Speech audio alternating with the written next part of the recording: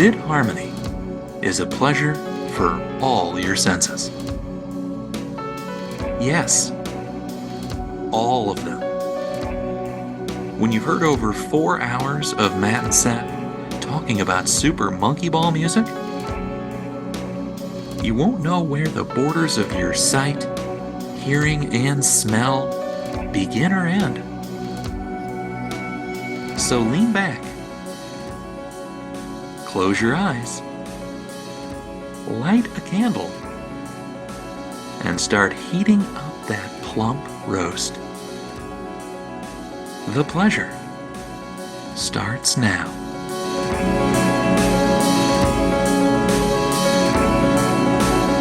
You're listening to Bit Harmony, a video game music podcast, and I am Matt DaNasty. Oh, dude, you beat me to it. I was gonna be Seth DaNasty. Dude, we can be the DaNasty brothers. It's fine. One of the greatest video game character last names of all time is DaNasty.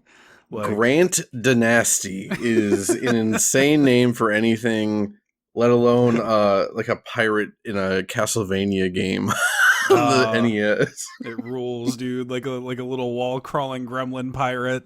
I love Grant. We'll get into it. I love Grant DaNasty. I'm a huge fan.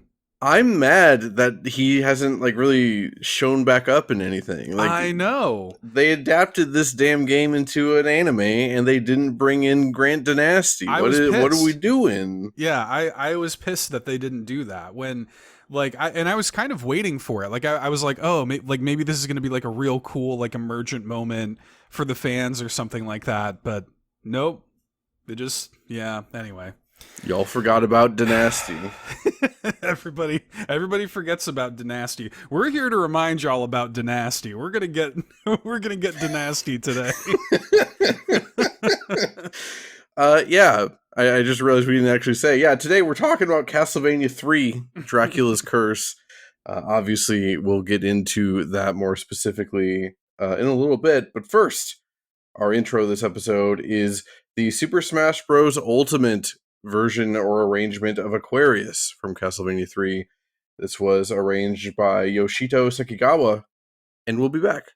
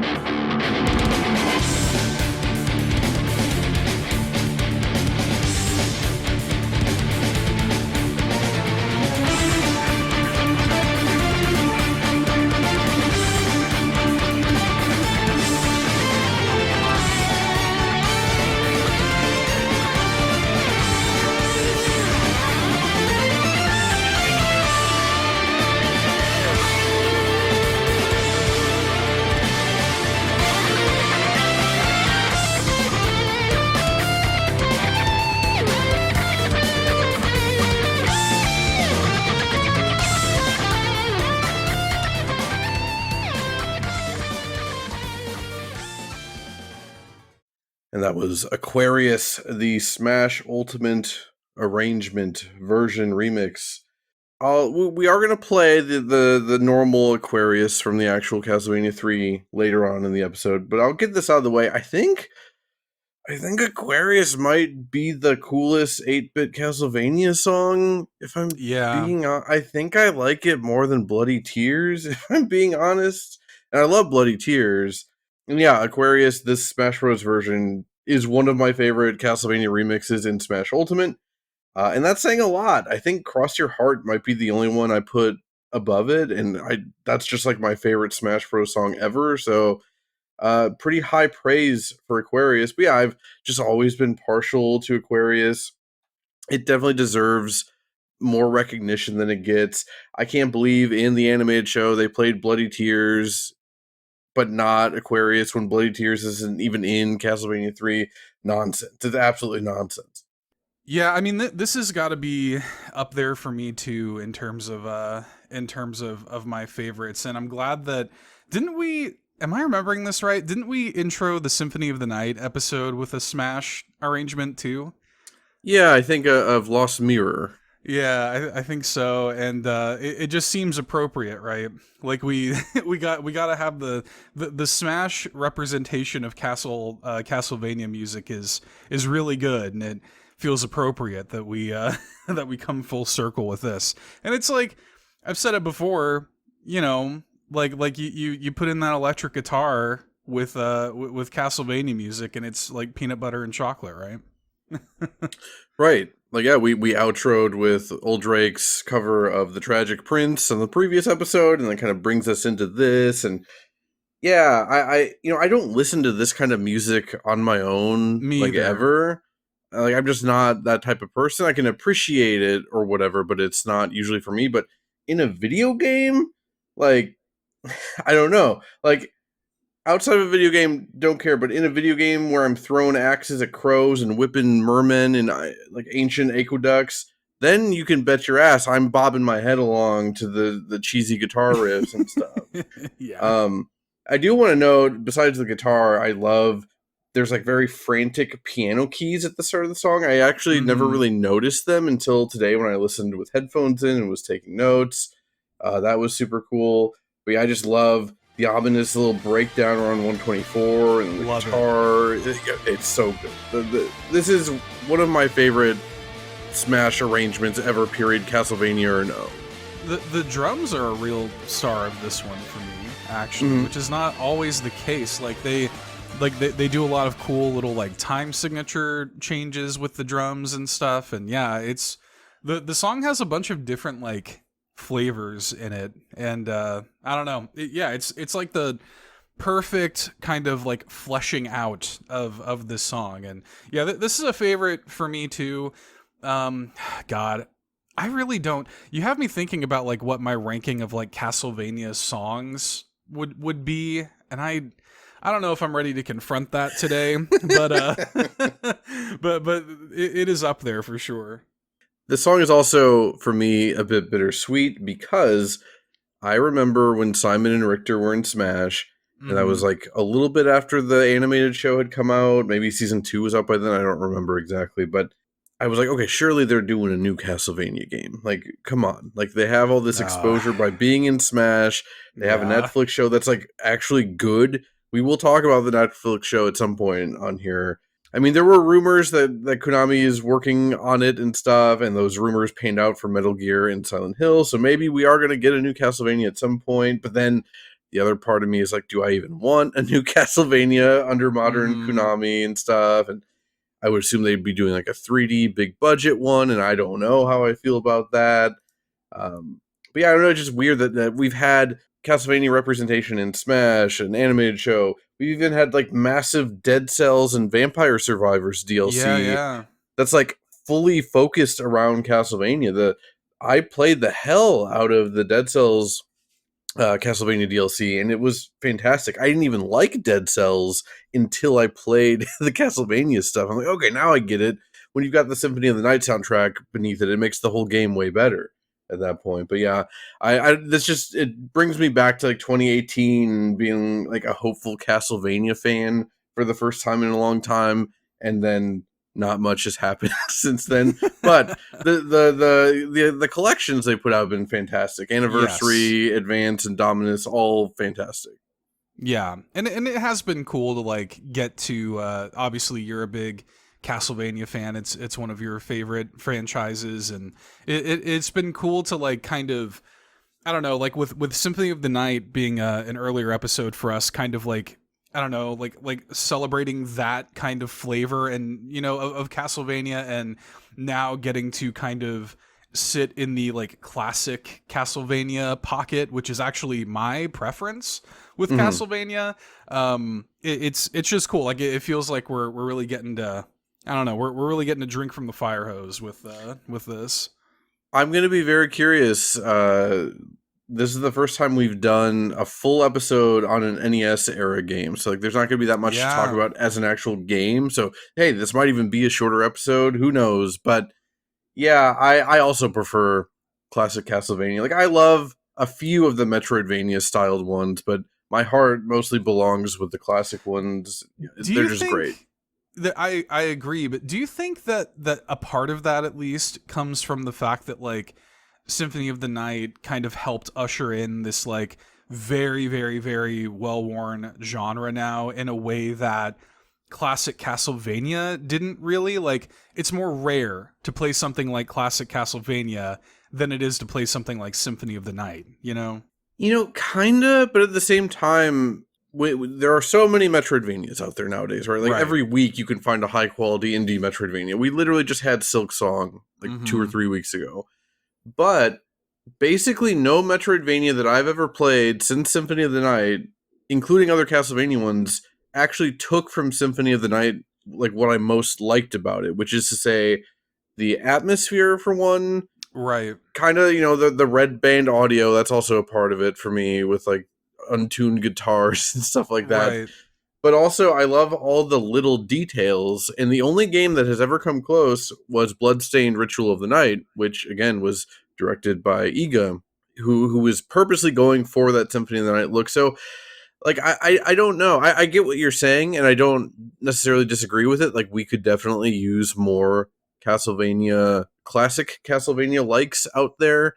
And I don't know, maybe one day we'll get to live in that world. There have been a few, and we will talk about a couple later on that directly crib from Castlevania 3, but yeah, I'm not sure what it is. And it's also weird because I didn't even play the classic Castlevania games until like the late 2000s when I was starting to get into retro games and stuff. I never touched like any of the old Castlevania games until the Wii, basically, when I was super into Virtual Console and stuff like that. So that's interesting. Yeah, because I think about that sometimes with, you know, just kind of like when I think about Castlevania, I do think of like these NES games, but also like I did play them when I was a kid, and I you know, and I do think that with the exception of like the Bloodstained Circle of the Moon games, which again we'll talk about, it's pretty rare to play. Like it was actually so refreshing when those came out, because I'm like, oh man, like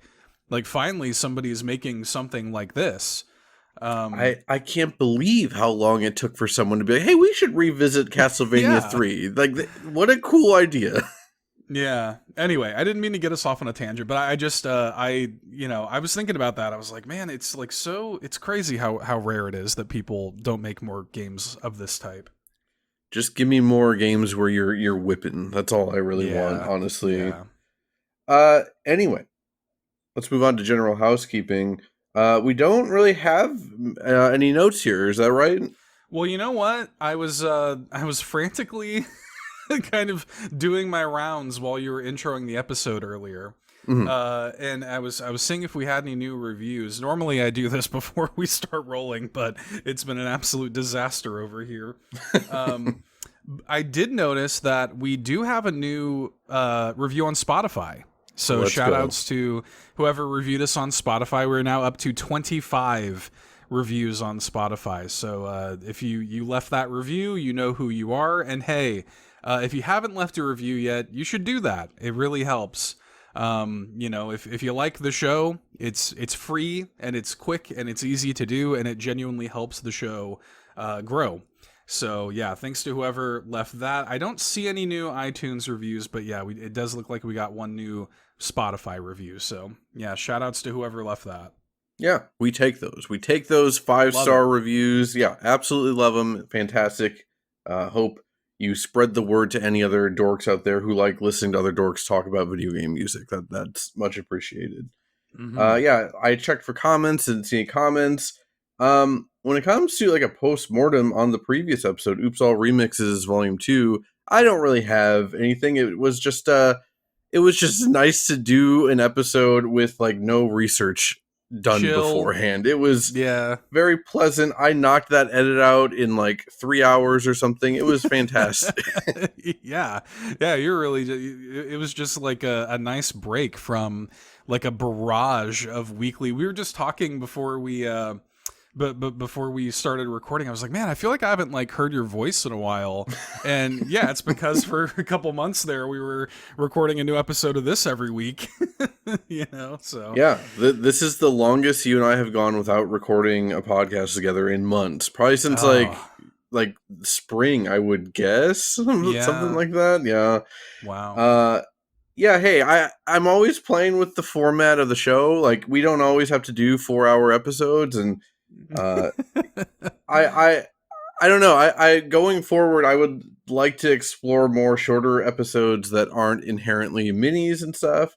And again, maybe this ends up being one of those based on the fact that it's an NES game. I should also mention ahead of time, we don't have any voicemails this episode. So again, yeah, that's a whole section we're excising from the show. So if this episode ends up shorter, that is probably part of the reason why. I do love calling attention to that, because I'm imagining like a listener who's listening to this podcast right now and then like looking down at their phone and seeing that they have like 3 hours to go. That would be very funny.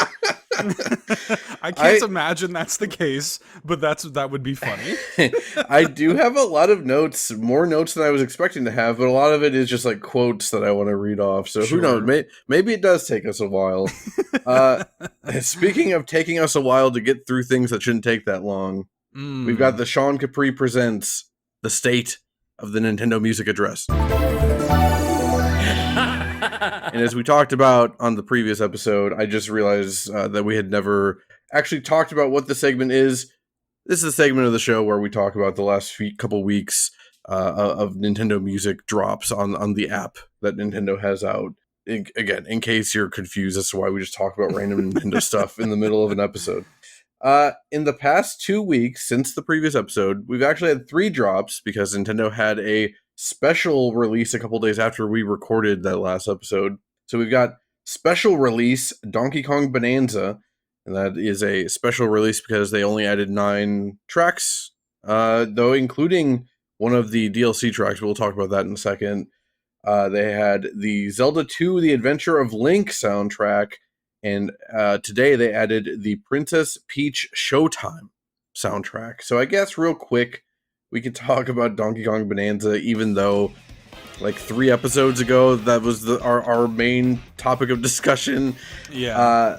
It is interesting from a Nintendo music perspective because, again, we've talked about this before. They rarely ever add anything, or I shouldn't say rarely. This is basically the first time they've ever added anything this recent, besides the couple Kirby Air Riders songs they added as like a preview thing. What I found most interesting about them dropping some Donkey Kong Bonanza tracks is that, yeah, they included Emerald Rush number 1, I guess, from the DLC that just came out. I haven't even played the DLC. Have you? No, not yet. I gotta play it soon. I really want to get to it. Yeah, the problem for me is, there's so much stuff going on. I'm already like 3 games past Donkey Kong Bonanza, probably even more than that, really. At this point, I might have uninstalled it because I didn't think I'd be playing it again anytime soon. Yeah, I think I did too. Yeah, but it's cool. It's cool that they included a DLC track. Did you listen to any of the Emerald Rush soundtrack? Yeah, I listened to this. Mm-hmm. Yeah, I listened to this one. It's cool. Like okay, let me just get this off my chest. Okay. So, it's cool that they did this and that they threw that in. And I want to just read the little blurb they have here. They say 9 tracks from the Donkey Kong Bonanza game have been added as a special release, and specifically it says, to celebrate the release of the game's DLC, 9 tracks from the Donkey Kong Bonanza game have been added as a special release. Okay, cool. Mm-hmm. It's like all stuff, like it's the Kong Bonanza, Zebra Bonanza, Ostrich Bonanza, Breaking Through, which doesn't even have artwork for it for some reason. You know, and like it's got some good stuff in here, like it's got a few good tracks, but this is stupid. This is dumb. It's one of those things where I would almost rather have nothing, to be honest. Like, I think it's cool that they have like a, you know, like a song from the DLC in it, but they're trying to tie it into the DLC while also not really leaning into the DLC that hard with the drop, and just giving you a taste of like very, I don't know, like early game music, like Lagoon Layer and Canyon Layer and the Bonanza songs and stuff for like the officially revealed Bonanza forms and stuff like that, because the game is so recent. So it's like the kind of thing for me where I'm almost like, I don't know, man, like I almost would have rather you just not done it at all and just like made me wait another year and a half or something to get the full thing. Like, this does nothing for me. Like what's gonna happen when you do eventually release the full DK Bonanza soundtrack, and then like, you know what I mean? Like it feels weird to me. I don't like it. If this had been like their only drop that week, I would agree. The fact that it was like a special little, like it was added on like Thursday or something when the normal drops are on Tuesday, I was just kind of like, oh, okay. Like I'm not super pleased with it, but I'm like, yeah, okay. Like that's just kind of where I landed on it. Also, adding Lagoon Lair to like some playlists, I appreciate that. Sure. I do like Lagoon Lair a lot. I do too. Yeah, it's great music. To be clear, the music itself is great, and it was kind of neat to hear like some music from the DLC, you know, and stuff like that. But I'm like, man, it just feels like not even a half measure. Like it feels like a, you know, a 1/10 measure or something. It just, I don't know. I don't like it. Like I don't like the precedent that it sets. But I also understand too that like from their perspective, they're probably trying to make it a bit of a selling point. Like if somebody hadn't, you know, downloaded the Nintendo Music app yet or whatever, they might see that pop up on Twitter or something and be like, oh, like there's some Donkey Kong Banana. I think from their perspective, that's what they're doing. But from like my perspective as somebody who actually uses the app a lot, it just is messy and unnecessary for me. But whatever. Yeah, I mean, yeah, I agree, and also because I kind of feel the same way about like Kirby Air Riders. Like, I think it's a neat idea, like using the app as a promotional tool.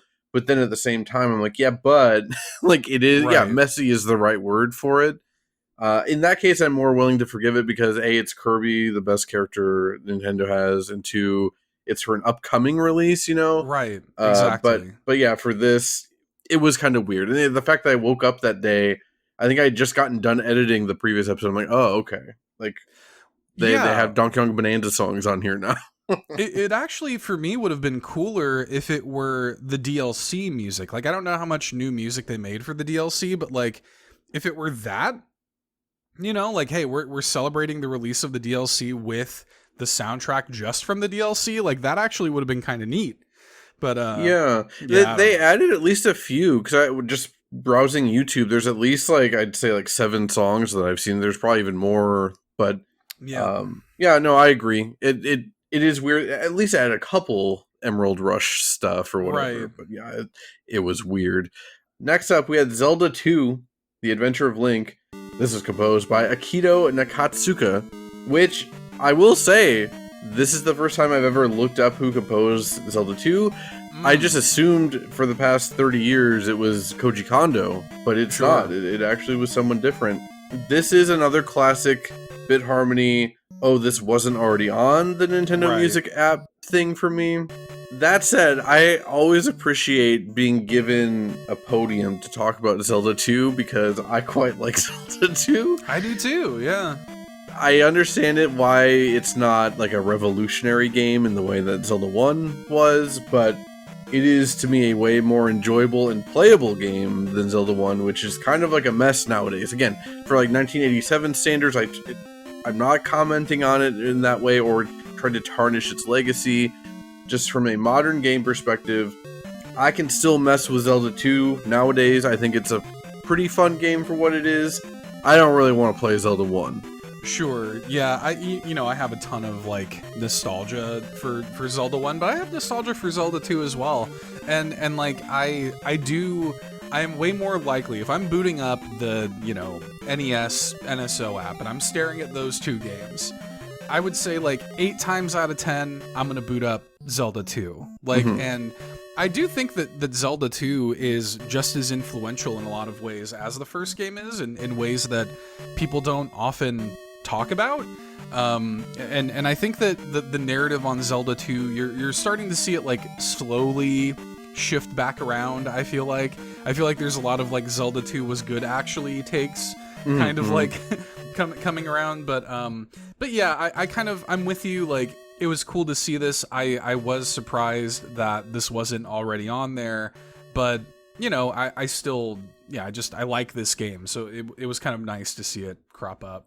It's also funny timing, again, from a bit harmony perspective, because I feel like Zelda 2 and Castlevania 2 have so much in common in terms of like kind of the black sheep of the series and being such departures from the original games. Mario 2 also, yeah. And yeah, we are, even though this is a Castlevania 3 episode, we are going to be talking, I think, probably a lot about Castlevania 1 and 2 when we get there. But yeah, I just thought that was like a funny coincidence timing-wise. Lastly, we had Princess Peach Showtime, which is probably the weirdest surprise of this batch of games. This was composed by Soshiro Hokkai, Yuki, Minami, and Taichi Tada, and apparently all are uncredited. Like, Wikipedia doesn't even have any composer listed. I had to track it down on like the Super Mario wiki. Damn, I didn't know that. Yeah, it's kind of weird. Kind of how I feel about Princess Peach Showtime as a whole, but I want to give you the chance to talk about it, because I think you are the person that I know that has the most knowledge on Princess Peach Showtime, as well as who has the most like grievances with Princess Peach Showtime. Yeah, I mean, like, I liked it. My wife and I 100%ed that game. 100%ing that game was miserable. Like, it is very much like this game was made by Goodfeel. It is very much in that Yoshi's Crafted World philosophy of, if you play through that game with zero friction and zero like mindedness of completionist mentality or whatever, you'll have a totally fine, sort of 5-6 hours or something like that, and all good, no problems. But if you are ever feeling like you want to go and actually like 100% the game or complete the levels, it is a nightmare. Like, it is so antagonistic. It is so like against the idea of you actually going in and completing it. It is maddening. In the way that, like, you remember Yoshi's Crafted World, like, even if you went through a stage and you felt like you had completed it, gotten everything, like, a couple hours later in the game, it would be like, oh, by the way, there are now new things to collect in previous levels. If you thought you were done, guess what? You're not. And Princess Peach Showtime also does that at several points. So my wife and I were going insane playing this game. Like, we were both like tired by the end of this, but we both had this sort of like stubborn like doggedness to us of like, we're not letting this game beat us, kind of thing.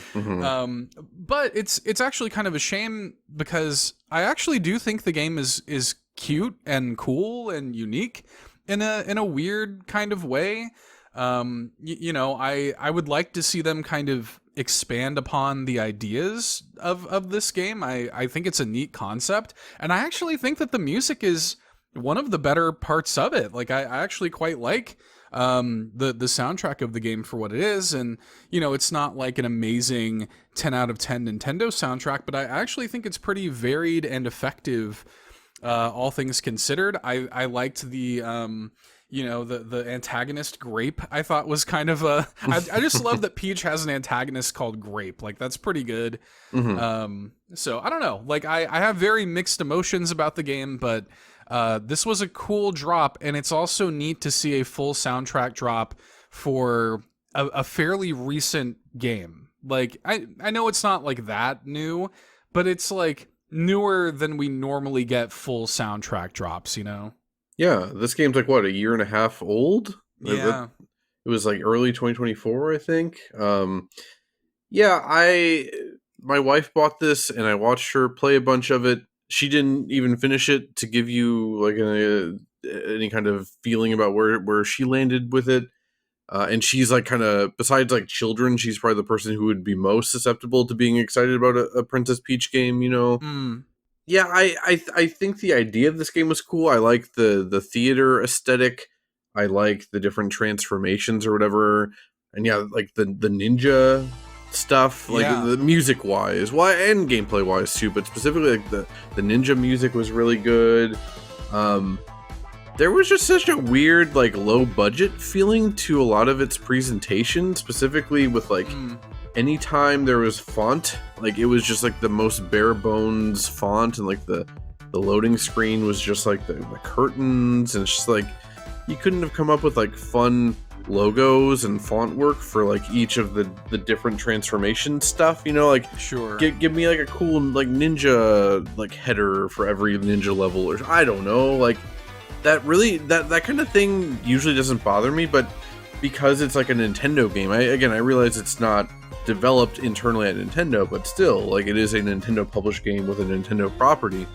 That really weirdly brought my feelings on the game down a lot, actually.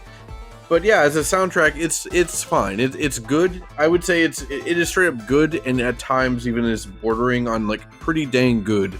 Is how I feel about it. When it comes to a letter grade for this, this is a weird one for me, but I'm gonna go with a C plus. Yep. Because I Princess Peach Showtime on its own, that is a objectively cool drop, again because of what you said. It's a good soundtrack, and also we're getting it relatively soon after its release, at least for Nintendo Music standards. That's kind of like what's carrying this, because yeah, the Donkey Kong Bonanza, I'm just viewing that as like a whatever. Again, it was like a special, here's a 9-track thing, and then Zelda 2 is Zelda 2. So it's basically, I'm basically giving Princess Peach Showtime a C plus is kind of what's happening. Sure. Yeah, I'm with you. That was exactly the grade I had in mind was C plus. It just, you know, I agree. I think that Princess Peach Showtime carries here. I think it's neat. I do hope that it means that we get like, I don't know, like a little bit more recent stuff that kind of like, and I mean a year and a half it probably does feel like a good amount of like lead time. You know, it makes me like, I wonder if we'll get, you know, something like the 1,000-Year Door or like Mario RPG or something like that on here, you know, at some point. I would love if they put the Mario RPG remake soundtrack on here. That would be, that's what the Nintendo Music app should be for, is to specifically give me the Mario RPG remake soundtrack. It gives me hope that like maybe some stuff like that will, you know, will start to crop up on here, maybe a little bit more freely now that like maybe there's like whatever statute of limitations they have for like the time that these things are allowed. You know, maybe that's kind of run up, and maybe Princess Peach Showtime is like a bit of an indicator of that. I have no idea. That's pure conjecture on my part. But anyway, not like my favorite drop in the world, but still there was certainly some good stuff here. I added a few Princess Peach Showtime like tracks to some of my playlists. Yeah, like there's good stuff in there. You just had to go dig in a little bit. With that said, we are now ready to go on our next break and then come back and start talking about some Castlevania 3. For this break, we're going to be playing you Beginning and Demon Seed. I should note here that the Famicom and NES versions of the Castlevania 3 soundtrack are different. Yes. We're going to talk about it later, but most people consider the Famicom soundtrack to be by far and away the superior choice. I think for like 3/4 of the time that is true, but I do think there are some NES songs I actually prefer more. Sure. And so I've tried to sprinkle in a few NES songs in here, but yeah, we're going to be listening to a lot of Famicom stuff, but I'll note every time which version we're listening to. So again, that is Beginning from the Famicom version of Castlevania 3, and Demon Seed from the NES version of Castlevania 3.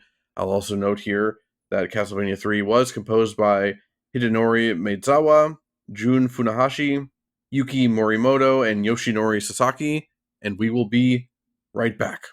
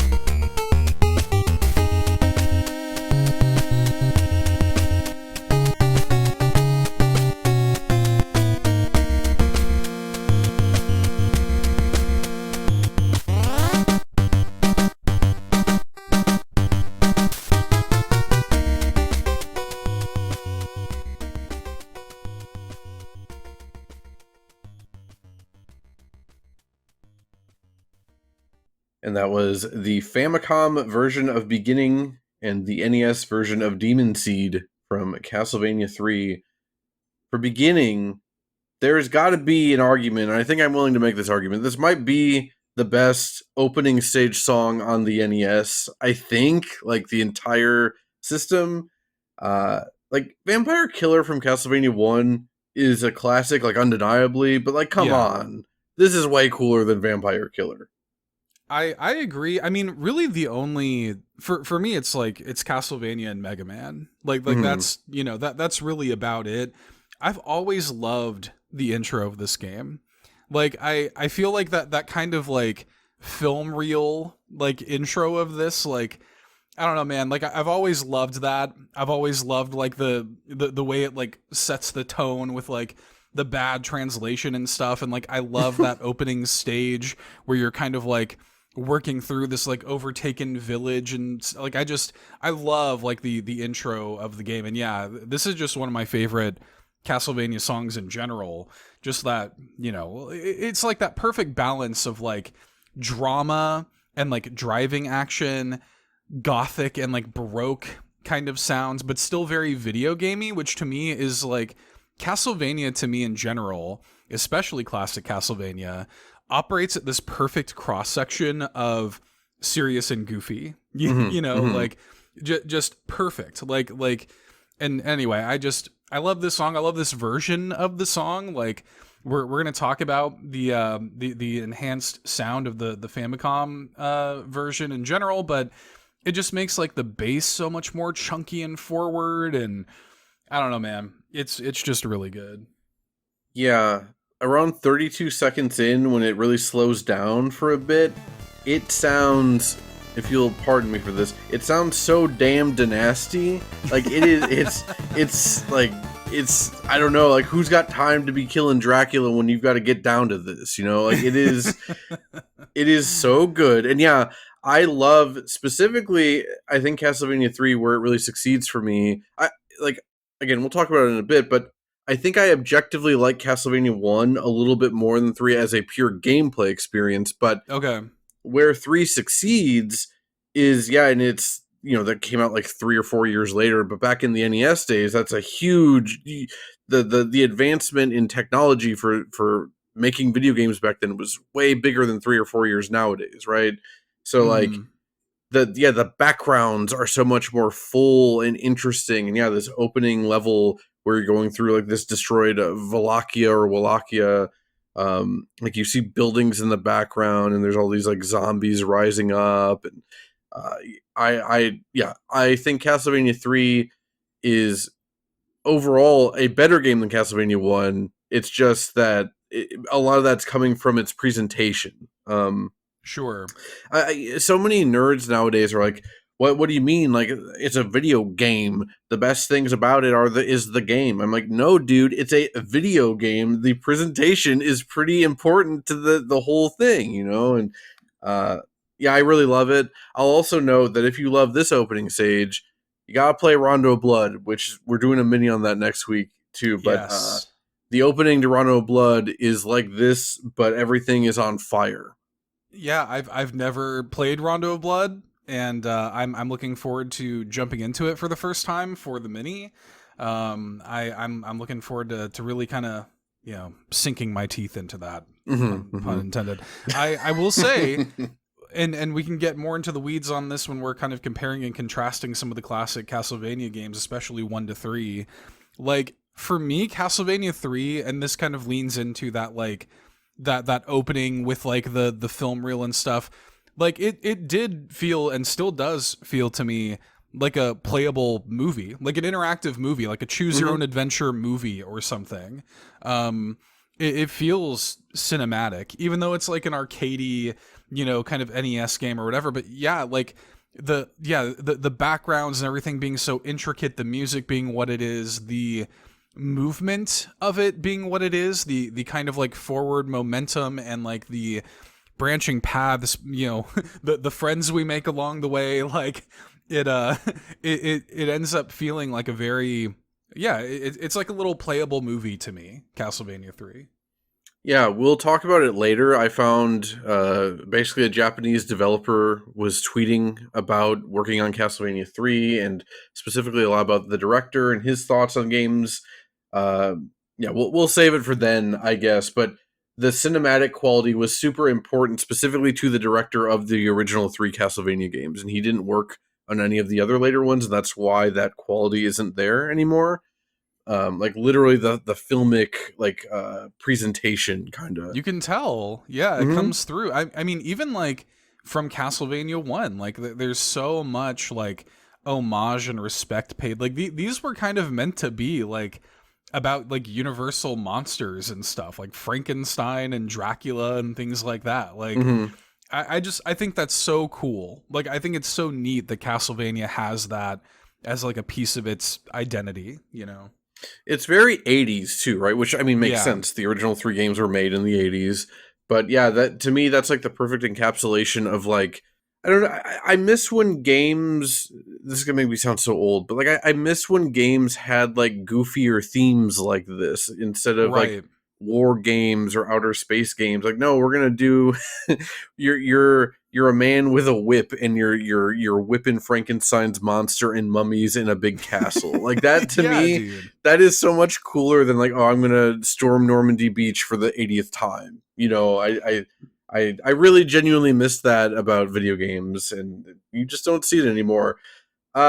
With Demon Seed, the NES version, I paired these two songs together because if beginning is the start of something nasty, Demon Seed is absolutely the conclusion of the nastiness. Even the name Demon Seed just kind of makes me sick. Like it just makes me, I don't know. Makes your stomach turn a little. Yeah. Yeah, like this goes well beyond the you know the well trotted walking down the street or getting up to something music that we talk about. Like this is something has been gotten up to, and it turns out it was the resurrection of Dracula is what was being gotten up to, and now we all live in a post Demon Seed world. Oh yeah, dude. Like this is you talk about DaNasty, like this is the real DaNasty right here. This is just like got the most amazing like funk walk. This might be the nastiest. This might be the nastiest song that we've played on this show this side of Mr. Domino in like episode 1. I think so. Yeah, I think that's a good shout. That this is the most, one of these since the Mr. Domino soundtrack. Yeah, I don't really have much more to add about the song than that, but like, damn, dude. Like if this doesn't like stir something in your spirit, we are not the same. You know. And yeah, like I said, there are some instances where I like the NES sound more, and this is one of those because I think the slightly more sparse sound of the NES sound chip really works in favor for songs like these. Like it's, a lot of the more driving, melody focused, actiony songs. Yeah, the Famicom version I think is hands down the superior version, but yeah, I really love the NES sound for this song. But was there anything else you wanted to add about Beginning or Demon Seed? Nope. I'm just glad. I'm pleased with the amount of DaNasty puns that we've been able to shoehorn into this episode already. We've got a lot more Grant DaNasty to talk about here, so let's get into some Castlevania 3 Dracula's Curse.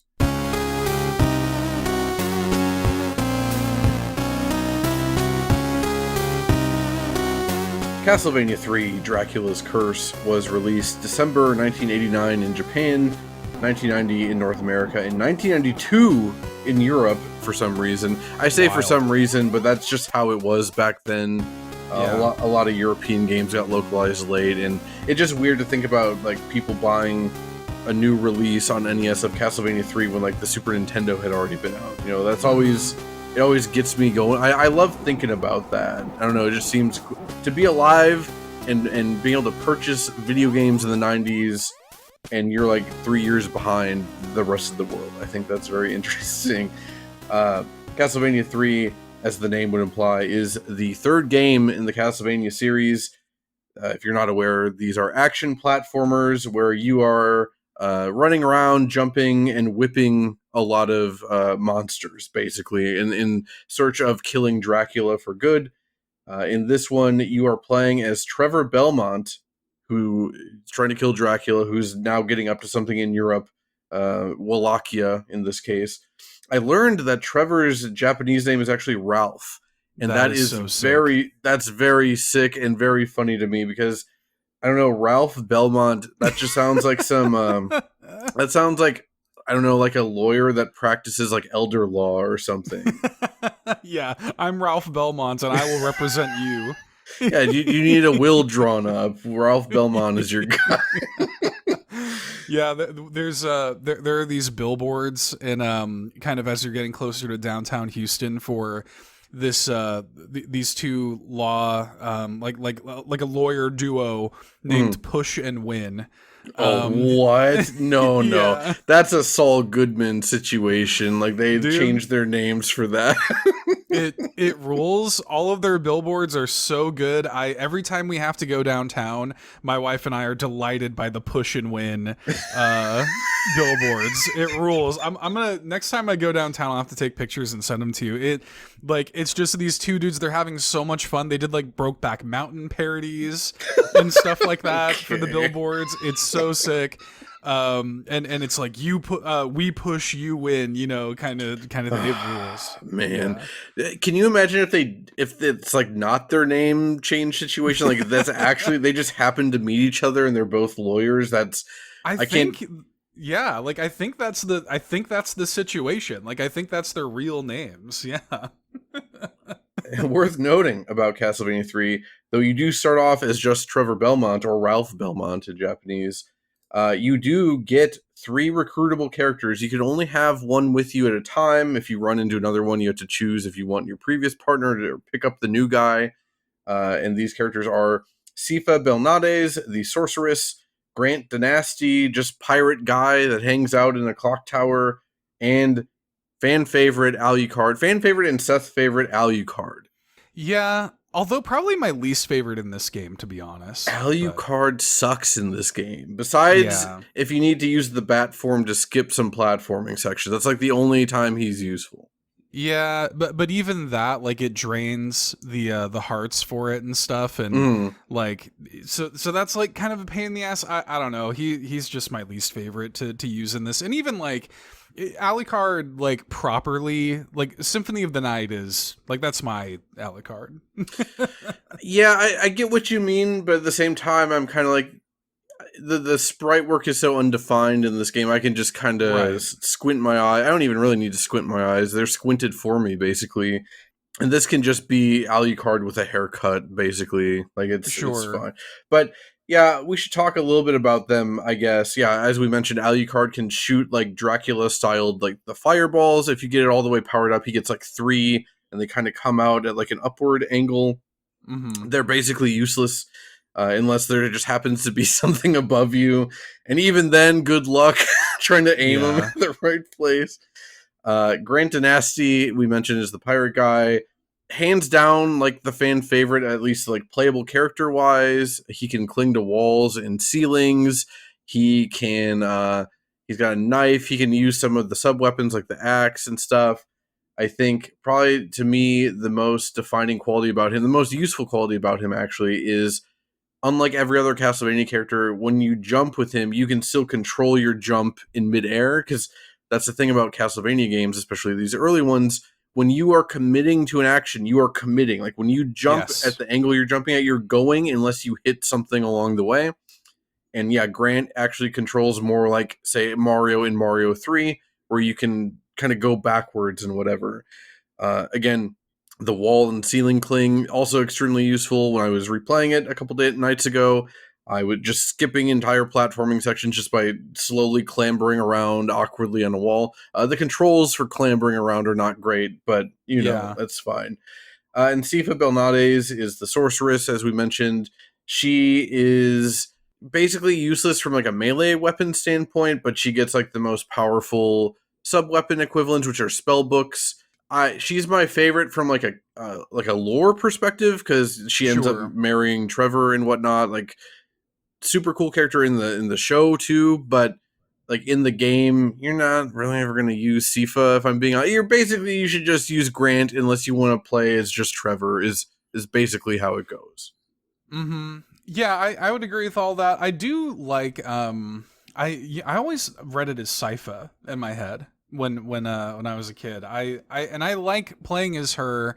I think it's like little things about playing as her is cool, like being able to actually like freeze the water and stuff like that for a little bit. Like that stuff is really cool. But yeah, like you really are, especially if you're looking to have an easier time with the game, just in general, you're gonna kind of find yourself gravitating. I think most people will find yourself gravitating towards Grant DaNasty, but still, it's such a neat idea, like the idea of kind of picking up these characters and having them join you, which you don't even have to do. Like you can just play the game as Trevor and or Ralph if you like, And there's even like a special ending like just about that. Like essentially each of the characters that you can finish the game with have their own ending, and then Trevor has his own like kind of solo ending too. And I don't know. I think that's really cool. Like I think it's neat that that they have that stuff in there, that you get a little bit, and you know, this is not like an original thought or whatever, but you get the kind of like forward momentum of Castlevania 1 with the kind of openness and like emergent player choice that Castlevania 2 maybe, you know, had. So it's a good marriage, I think, of those two design philosophies. Yeah, going back to like the more linear, like very white knuckle action of the first game while still having some story choices and stuff. I think that's a really cool combination of the previous two games. Again, my main issue with the playable characters, or the other playable characters, is that I still think Trevor is the most fun to play because he just plays like Simon does in the first game, and Yeah. I love how Simon plays in Castlevania 1. But also in the American and European version, they made some changes. Grant in the Japanese version can his default weapon is a throwing knife that just acts like the knife sub weapon, but you have unlimited ammo of it. Amazing capability. But then for the Western release, they change it into this short, stubby little stab animation, and it's worthless because he does less damage than Trevor does. Like if enemies are on you as Grant at that point, you're screwed anyway, unless they're already weakened or something. You know, Sifa is the same way, where her prowess is in magic and casting, and up close her rod basically does no damage. But yeah, why did we have to nerf Grant like that? Like, couldn't we have done something else to make it? But yeah, you couple that with the fact that to switch characters, you have to press the select button. It takes a little too long. Yeah, it takes a long time. It takes like a full-on, like, I would say like 2 seconds, which doesn't sound like much, but when you're in the middle playing a game and you want to be like swapping back and forth, it's a bit of a hassle. It really actually does kill the flow of the game to the point where, yeah, on this replay, I'm just like, I'm just going to play as Trevor from now on. I don't want to constantly be going back and forth again, unless there was like a wall I could climb as Grant and just skip over a section or whatever. Yeah, and that's essentially how I always play the game anyway.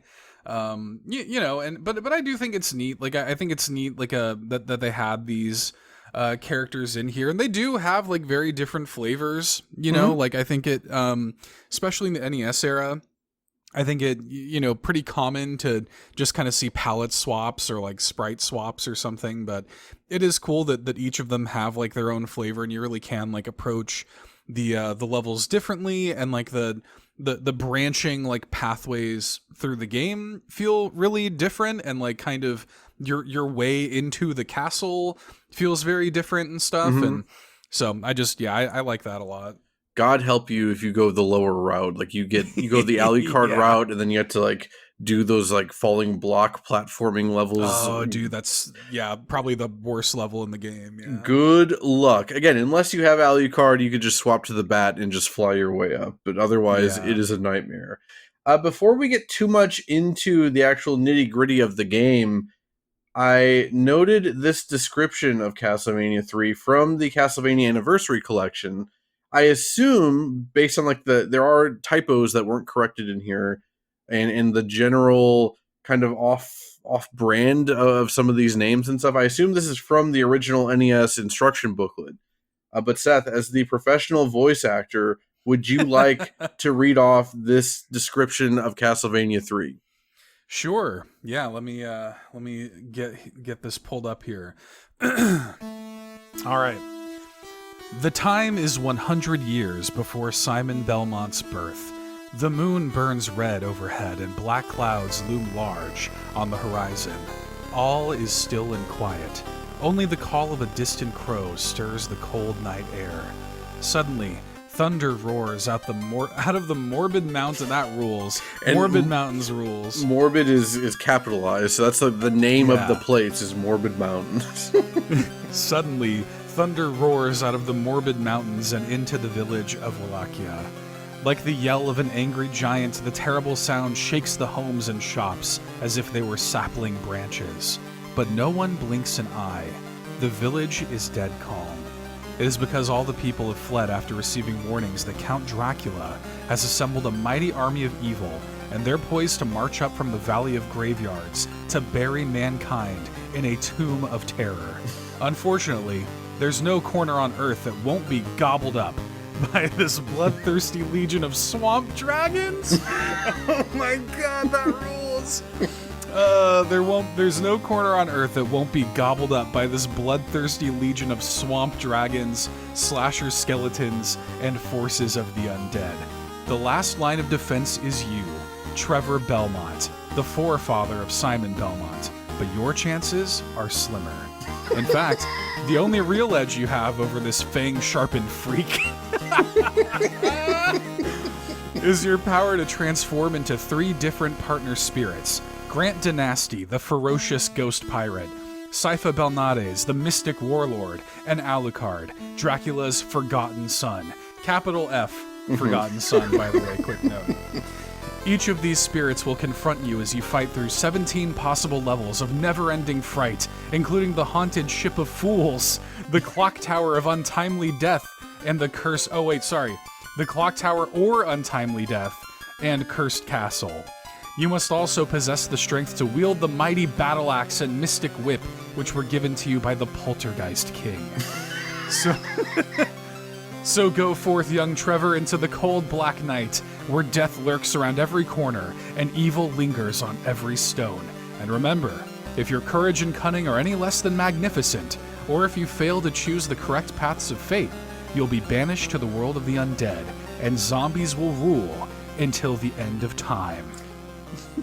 There's so much to dissect there that I am scared this is going to be a 3-hour episode. I am delighted by... I don't know that I've ever read this. I'm delighted by this. I think my favorite bit... Okay, I just love... the Morbid Mountains is good. I also love the idea that they just sort of... you got the whip and the axe from the Poltergeist King. I don't think that's ever been said anywhere else, ever. But to me...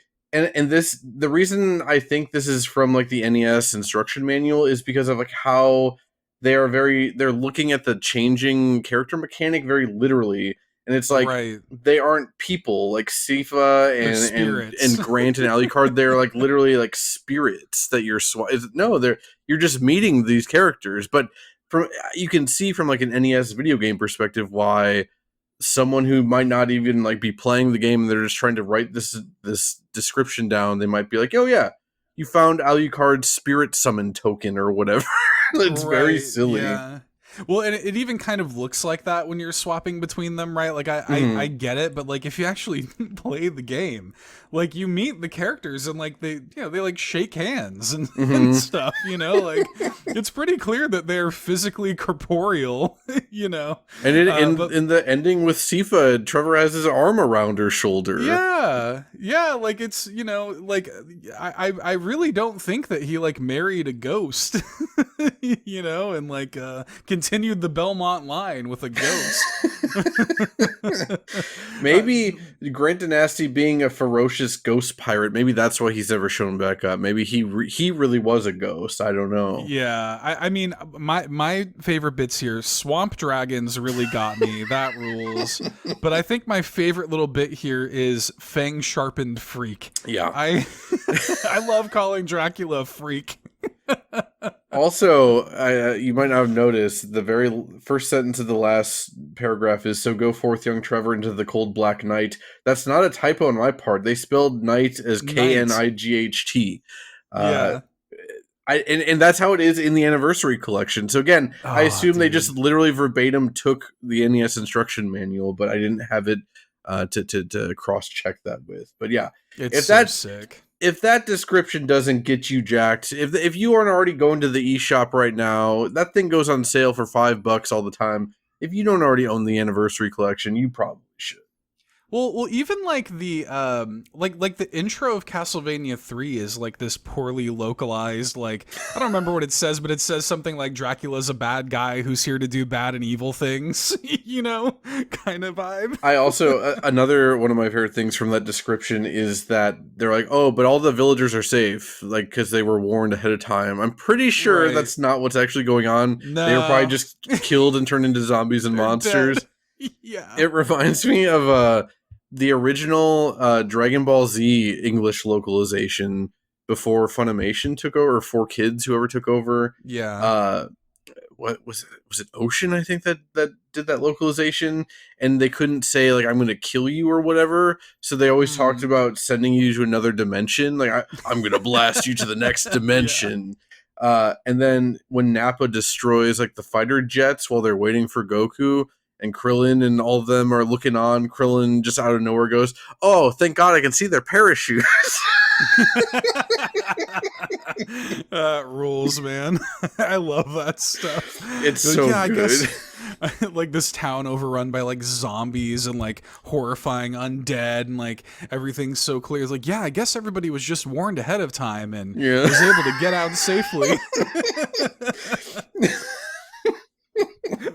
But yeah, I'm glad. I just happened to. I'm like, oh, what does this description actually say when I boot this game up? And I was very glad that I actually bothered to read That's it. so sick. Yeah. So yeah, as we noted before, this is the third Castlevania game, though it is a prequel to 1 and 2, where you're playing as Simon's grandfather.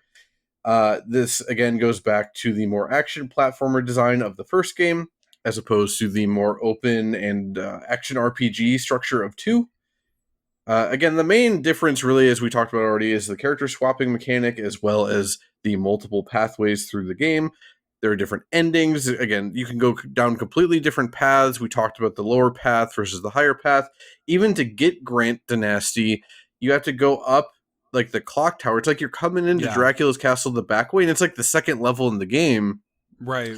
But you get up to the top of the clock tower, you defeat like the possessed version of Grant, and then you get Grant in your team, but then it starts collapsing the tower, and then you have to get back down, which that's super sick. Like, that's such a cool concept of like, hey, you made it all the way up this tower, now you have to get back down. But also because you have Grant now, that's a perfect time to start learning how much better Grant is at platforming than Trevor is and whatnot. And on the second level, you're already in Dracula's castle if you go that path, but then you get blocked from advancing further up like the clock tower or whatever.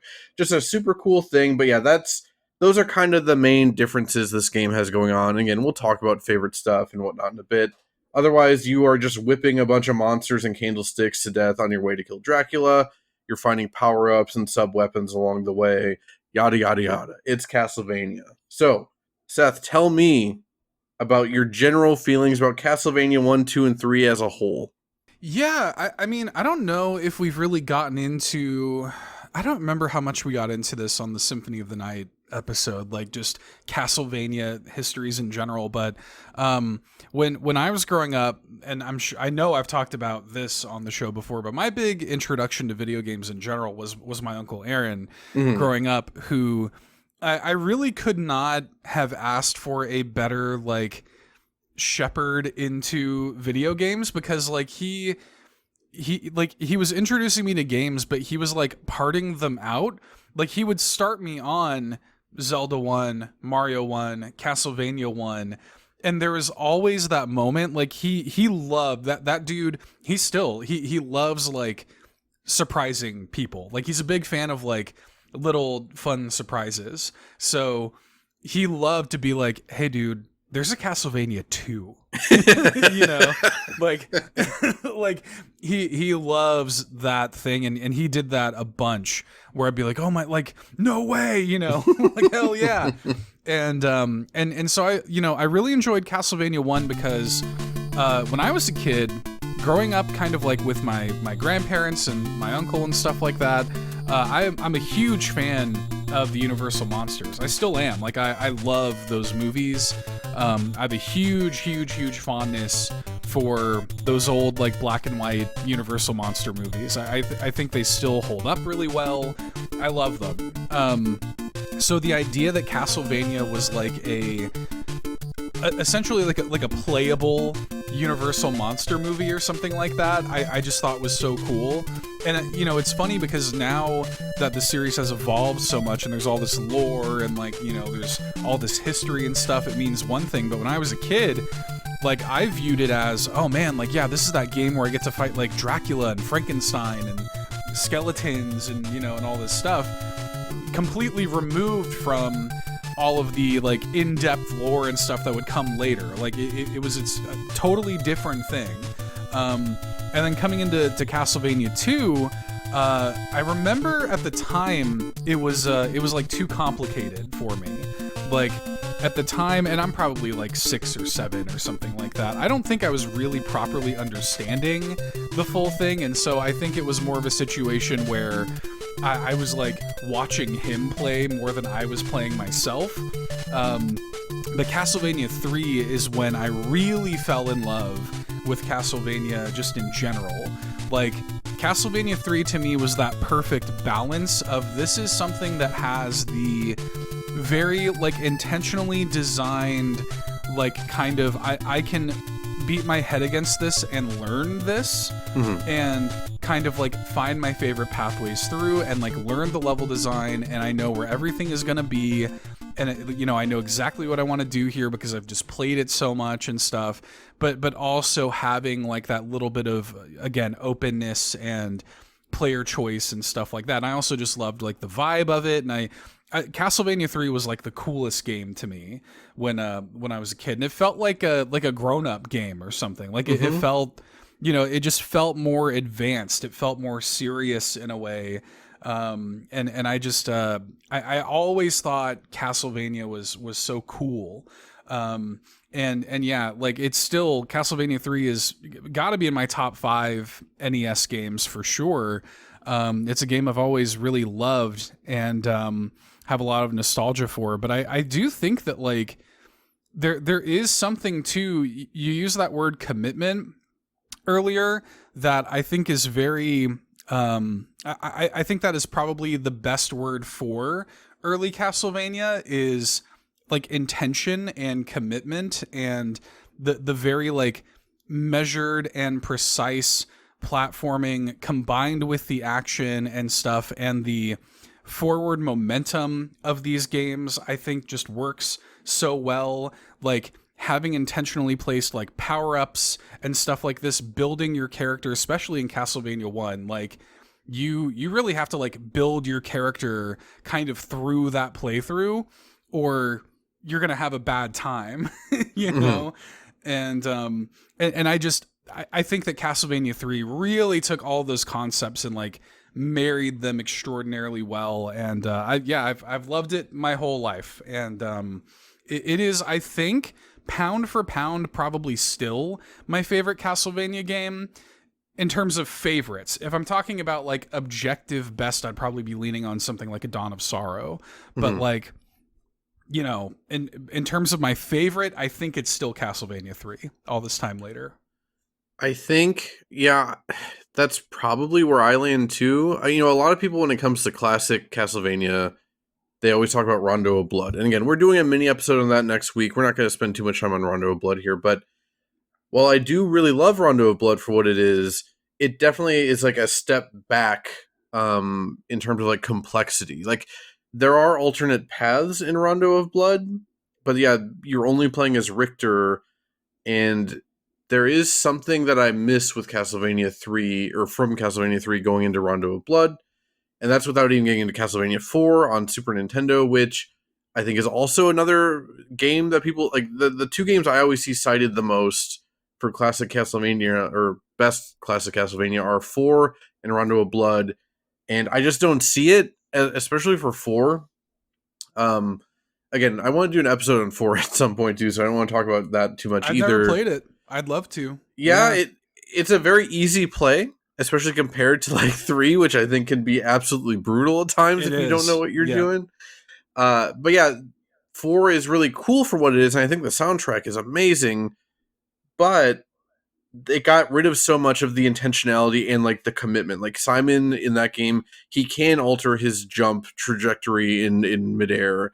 And not only that, but you can whip in 8 directions, and the fully powered up whip is like 3/4 of the screen at that point. Yeah, it's too much. Yeah, it's just too much. And it just makes the game kind of wash over me in a way. Whereas Castlevania 1 and 3, even when I haven't played Castlevania 3 in like years, like since the Anniversary Collection came out, I still remembered most of the levels and even some of like the specific traps and tricks that the game was going to pull on me. It didn't help me too much. I'd say after around like level 4, I started relying heavily on save states just because I wanted to get a taste of it for this episode. I didn't want to. I've got too much other stuff to play. Like Hades 2 just came out. That's how you know we love you. Like we're recording an episode about Castlevania 3 instead of playing Hades right now. You know, like that's that's where it's at. But yeah, there's something real special about Castlevania 1 and 3 to me. Though that said, again, I didn't play any of the NES ones until the like proliferation of Virtual Console and whatnot. I didn't actually beat Castlevania 2 or 3 until the Anniversary Collection. Like I never really sat down with 2. You know, it has the stigma of, it doesn't make sense. It's too complicated for an NES game, poorly localized, blah, blah, blah. Some of that is true to a certain degree, but when I played it fully through for the first time in 2018 or whenever this was, 2019, I quite liked it for what it was. It's so cool. It's a really cool game. Yeah. If you don't know, Castlevania 2, like it takes place shortly after 1. You're playing as Simon Belmont still. After killing Dracula, Simon Belmont was cursed. Like the curse of man leaves Dracula's body and curses Simon's body instead. And so you need to reunite the body parts of Dracula, bring Dracula back to life, and then kill him again, basically.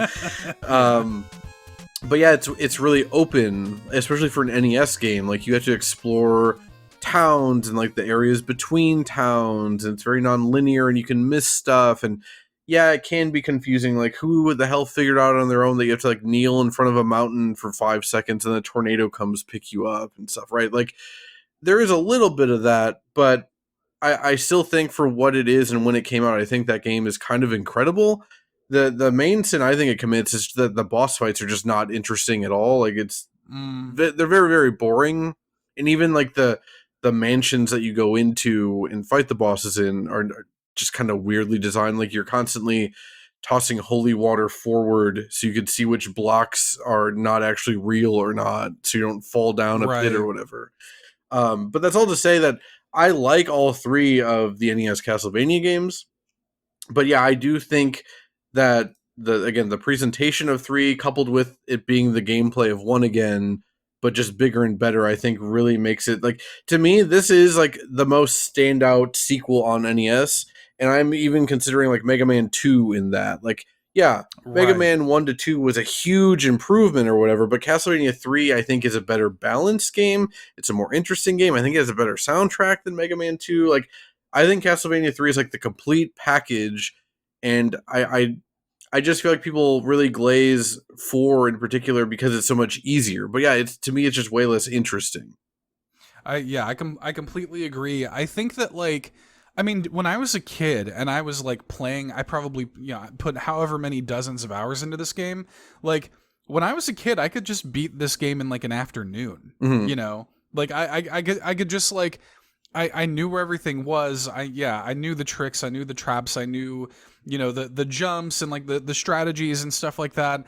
Like I think that there's a real inclination, especially in like modern gaming, to take any like little bit of friction as something to be feared or something like that. Like that's the point. Like that's what the game is. Like your first playthrough of Castlevania 3 should take a really long time and should be a struggle, but you know what? Your next time through is going to be different, and you're probably going to have an easier time, and you have incentivization to go through it again because of different characters that feel different and different endings and different levels. And I just think that like it's a very different way of approaching this like kind of action platformer design.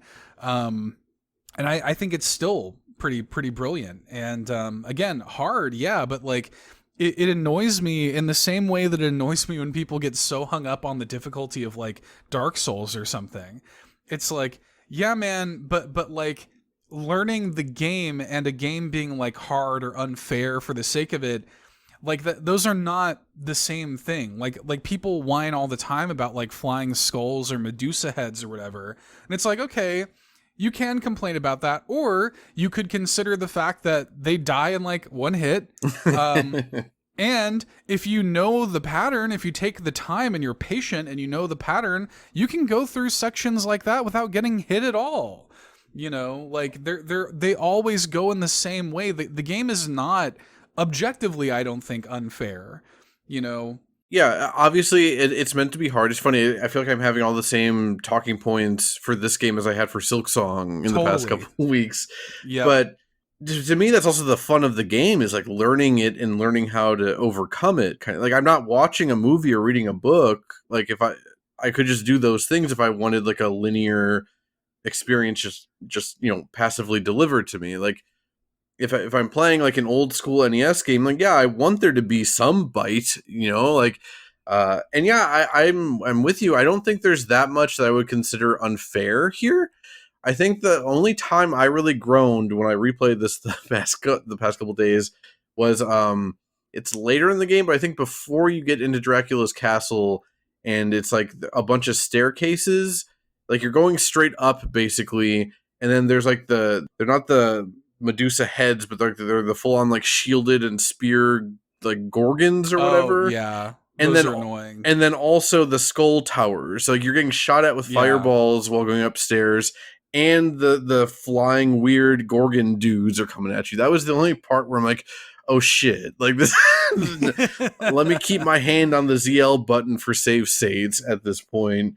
But again, even then, a good cross or axe can like get you through that a lot easier. And that's another thing too, is that I think so many people, myself included, when I was, I don't know, younger playing video games, like they hoard items. And like in RPGs, you always hear people be like, well, yeah, I have like 99 mega elixirs in Final Fantasy because I'm too scared to use them. Like, dude, if it makes the game easier for you, that's what they're there for, And absolutely. Hearts are not that hard to come by in Castlevania 3. I often end levels, even after extensively using the sub-weapons, with like 30, 40 hearts, They want you to use the sub-weapons. And also, that's where a lot of the fun comes in, is like, yeah, when I get a level 3 cross, I'm just slinging that thing everywhere. Dude. Like, death is nothing to me. Like, the literal embodiment of death is nothing. I'm just throwing like 3 crosses at a time and occasional whips at him.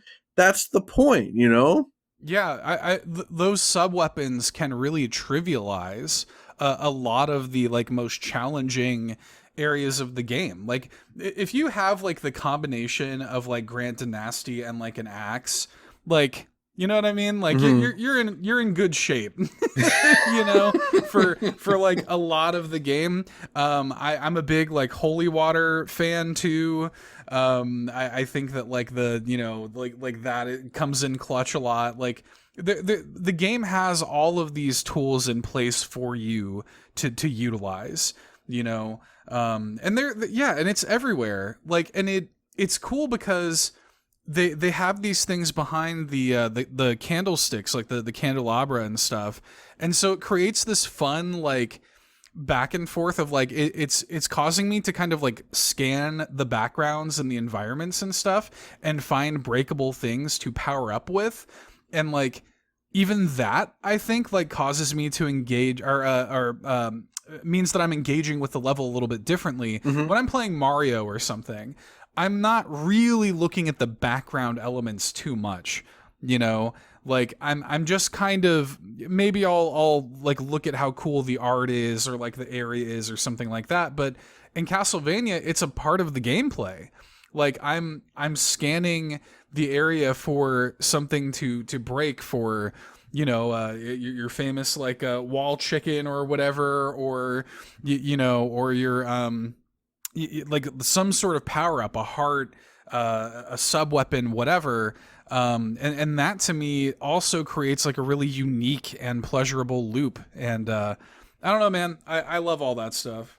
A thing I really like playing the NES games, or at least 1 and 3 now, is, you know, when I was a kid or younger, not a kid full on, but yeah, when I was a teenager, I didn't know that like you get the upgrades for your sub weapons by how many enemies and candlesticks you're breaking with the sub Right. weapon. So then when you learn that, then when you see like a row of 3 candlesticks, you're like, oh yeah, I can just spend 1 heart to throw across at all 3 of these, and then that's building up to my next upgrade for the cross, you know? Yeah. If you're not aware, the upgrades being you can toss more sub weapons out at the same time. Like you go from only being able to have 1 sub weapon out on screen at once all the way up to 3. And yeah, when you have triple crosses out on screen, you literally will destroy like everything in your path. That's another thing. Like with save states and everything, you can really experiment with the game and like see like what works best where and whatever. Mm-hmm. Um, though, yeah, I also really appreciate how thoughtfully designed a lot of that stuff is. Like specifically when they give you specific sub weapons. Like in the first Castlevania game, yeah, they give you the holy water against Medusa because the holy water will absolutely destroy Medusa. She just gets stuck in Right. place while you're just constantly tossing more holy waters down. Again, yeah, the game gives you all the tools to succeed. You just have to like learn a little bit about the environment and like route yourself through properly and like learn where the hard jumps are and like what you should do where. But yeah, they give you everything. They're oddly really generous, frankly, with how like the sub weapons and the amount of hearts. It's very interesting. The reputation that these games have, much like Dark Souls. When I'm playing it now, I'm like, oh yeah, this game's actually pretty friendly if you're like paying attention to stuff. Yeah, no, it's like it's there for you to find, and it's like, man, like God forbid you have to actually engage with like the the level design, and you know, I don't know, man. That narrative always really annoys me. Do you have a favorite sub weapon? The cross is like always my favorite in basically Yeah. every Castlevania, especially yeah, when you get it like upgraded to level 3 or whatever, it just Triple melts shot. everything. Yeah. Yeah. I get besides that it would be holy water. I think I just Yep. love the concept of throwing holy water down. Like I just think that's cool. I think that's me too. I love holy water. That's always been some, but I also like, you know, I like them all. Like I do like that kind of like arcing throw of the axe and stuff. And, you know, it's neat. And I think for me probably, I always found the stopwatch or whatever kind of useless for how expensive it is to use. Yeah. You know, like. It's funny. In the interview that we're going to talk about after the next break, they talk about that a lot, like about why they put like certain sub weapons where and like the reasoning behind it and stuff. And early on in the game, I do find stopwatches, and I mean this of like any Castlevania game. The stopwatch is actually pretty useful because like they specifically put the stopwatch in an area where it will be useful again. Right. Like yeah, in the first game, I think they give you a stopwatch right before you had to cross like the merman under the staircase or whatever, and yeah, it's pretty useful there. But in general scenarios, yeah, no, the stopwatch is not. It's not really worth it at all. Yeah, it's interesting, man. I like I just like, and they also don't overreach. Like it's not inundated with a bunch of different sub weapons or like mechanics to worry about, and it all functions like really cleanly, and it kind of allows you that space to learn it. You know, it'd be different if this game had like 10 different sub weapons or something. Like it wouldn't really hit quite the same. You know, like it's kind of nice to be able to like get to breathe with these kind of like handful of very intentionally designed things. I don't know. I love it. It's interesting that they've like almost never added new sub weapons. I mean, Symphony of the Night, I guess, added like the fists and also the like the pebble that would go at weird angles or whatever. But it still had stuff like the cross and the holy water, and even like Harmony of Dissonance has that kind of stuff. I think they must have realized, even the people that worked on the later games, that maybe didn't work on the earlier games, they realize how thoughtfully designed these sub-weapons were. Yeah, Rondo of Blood has, I think, all the same sub-weapons. Maybe there's one new thing. I don't know. I really, I love the sub-weapons. I love that in Smash Bros, Simon and Richter, like, you want to be constantly tossing out your sub-weapons in one way or another, and only using your whip when you need to get like a heavy hit in, basically. Yeah. I love again, we've talked about before, Castlevania is maybe my second favorite video game series ever after Kirby. It's funny because I see a lot of like similarities in like their design of how like in Kirby they always give you a specific copy ability at specific spots because that's going to be the most useful thing for you there. But if you just want to whip, if you don't even want to pick up a sub weapon, hey, you're free to do that. You know, like if you want to be a madman and fight death with just your whip, you are free to do that. I wouldn't recommend it, but you can. But yeah, it's just funny. I never realized until right now just how similar a lot of Kirby and Castlevania things are in that way. We are going like a little long in this section, but I did want to ask, do you have any like favorite or most memorable levels in Castlevania 3? Man, there are a lot of good ones. Like we mentioned the clock tower. I think that is probably, that whole thing is probably that aesthetic, that stage is probably the most memorable for me in the game. And I think it's probably going to be, especially if you go that path early on in the game, I think that'll be a bit of a wall for people. But I think it's brilliant to like have the introductory stage of the game kind of operate like a classic kind of Castlevania 1 style stage, but then introducing like vertical scrolling that you have to reckon with, and you can't just fall to the ground anymore, like you'll die, and yeah, like coming back down and kind of like making space for that too, I think is just really cool and smart, and I think plays well structurally with the game. So that certainly is up there. The ghost ship, I think is another really iconic. I mean, yeah, there's a bunch. Like they're all really good. The forest, really just a bunch of great stuff in this. It's funny. I think my 3 favorite levels, this is by accident, are actually the levels where the songs on our next break play, so maybe we should just do that then. Sure, yeah. So yeah, let's do that. For our next break, we've got the Famicom version of Anxiety, that's the song that plays on the ghost ship. We've got the Famicom version of Mad Forest, and we've got the NES version of Aquarius. Again, that's Anxiety, Mad Forest, and Aquarius, and we will be right back.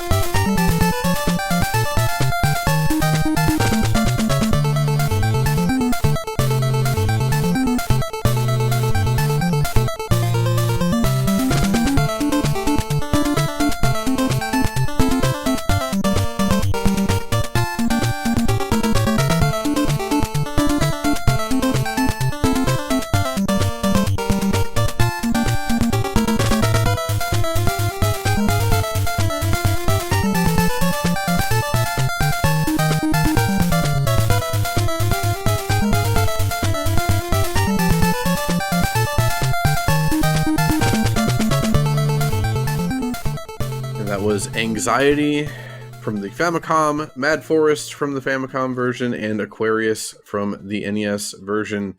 So Anxiety, it's funny, I literally only added this song in. There's not that much to say about it from a music perspective, but I added it in because I think the ghost ship might be my favorite level in the game.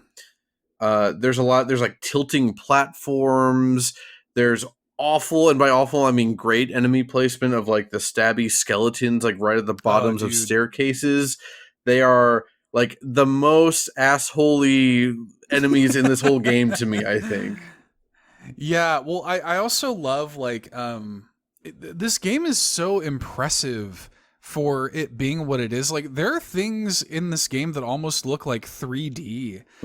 You know, like that almost have like that kind of vibe and stuff. Like it's the atmosphere that this stage has for being an NES game is insane.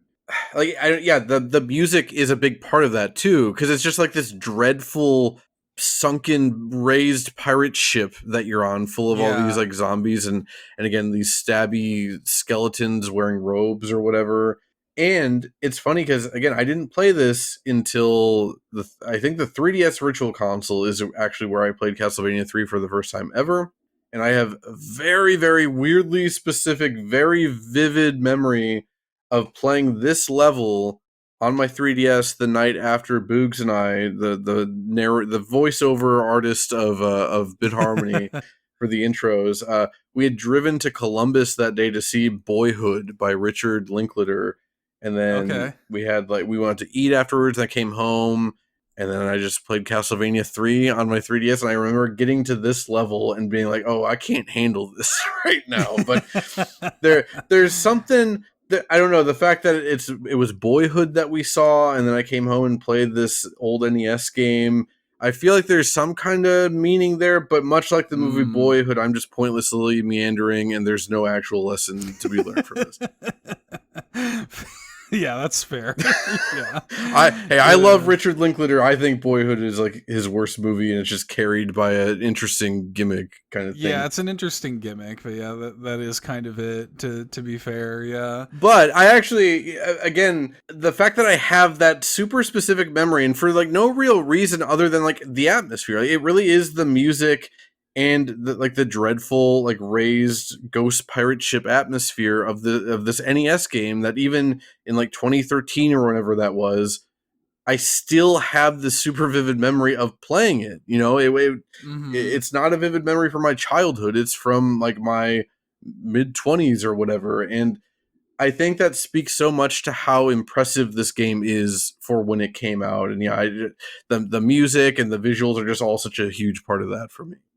Yeah, I think it's like I don't know, that ghost ship stage, man, like first of all, I don't know if I ever knew that this song was called Anxiety. I think that rules. And like and it's obviously totally appropriate for the stage. And yeah, there's just like a cool vibe to it. Like you mentioned like the stabby skeletons, like there's like a swashbuckling fencing. Like another big thing about Castlevania for me is distance, like is figuring out how to reckon with your distance from the enemies, and like having your main way of engaging with enemies be the whip, which I think is maybe the most brilliant.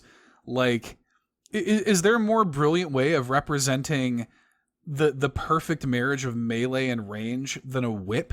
Right. You know, like and I just think it's like such a cool vibe, and I think that like they really with this level, like having you like face off against these stabby skeletons that are like backstabbing, and you know having to deal with like ravens on like the deck of this like ghostly like moss covered ship or whatever. Like yeah, I mean that all just plays so well.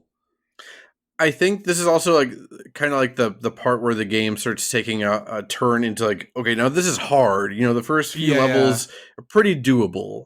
But yeah, this is where it starts being like, hey, you're being chased by crows on like breakable floors, and you're having to navigate these stairs with enemies camping you at the bottom. Like, why'd you get rid of the holy water, you idiot? Kind of thing. Yeah. And I love that about this level, despite the fact that again, it is where the game starts being way more of a jerk to you. But again, to me, it's in like a loving way.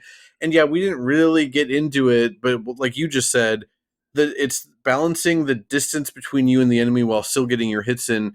That's what I love so much about Castlevania 1 and 3, and again, why Castlevania 4 doesn't work as well for me. Though, yeah, again, Rondo of Blood does have that aspect going on to it. It's also, I love that aspect about Dark Souls games, and it's like why my dream game, besides a Kirby RPG, is a FromSoft developed Castlevania game. I would absolutely go wild for. I love the idea of actually having to take distance into account. And on the NES, where most games were side-scrolling, that was almost never a thing because your main verb in action platformers like Mega Man and Contra is shooting. It's like you don't need to worry about that. I mean, you do, but it's not as like measured, and it's not. It's way more frantic and spammy. Whereas here, you really have to consider all of your options versus what the enemy has available to them too and stuff. And that's the main reason why, besides the music also, that I consider Castlevania 1 and 3 to be the masterpieces that they are. For Mad Forest, now we're cooking, because I think besides Aquarius, this is actually my second favorite song in the game. And again, I didn't necessarily mean to put these back to back, but it's a pretty good back to back thing of a Mad Forest and Aquarius. I don't have that much to say about it as a song, really, but I will say I love at around 37 seconds in, when it's reaching like the peak bombast before it loops back to the start. I cannot not see the sprites of the owls swooping in on you as I'm desperately like chucking crosses, you know? Oh, dude, I love the way the owls kind of like, you can see that they're coming because like their eyes kind of like blink, you know, like out of the darkness, and then they just come out, spread their wings, and like kind of swoop down at you. Yeah. Oh, what a cool. It's wild like what this game was able to achieve on NES. Like it would be easy to forget that this was an NES game, like at all. It, with how late it came out, like, you know, you also have that with Kirby's Adventure, right? Where it's like, oh, I can see, like, y'all are ready for 16-bit consoles at this point. Y'all are ready to make some bigger stuff. Because it feels like the game is, like, bursting at the seams with, like, all these ideas that they can't fully pull off, especially in the case of Kirby, where the frame rate is just constantly, like, halved of where it should be or whatever.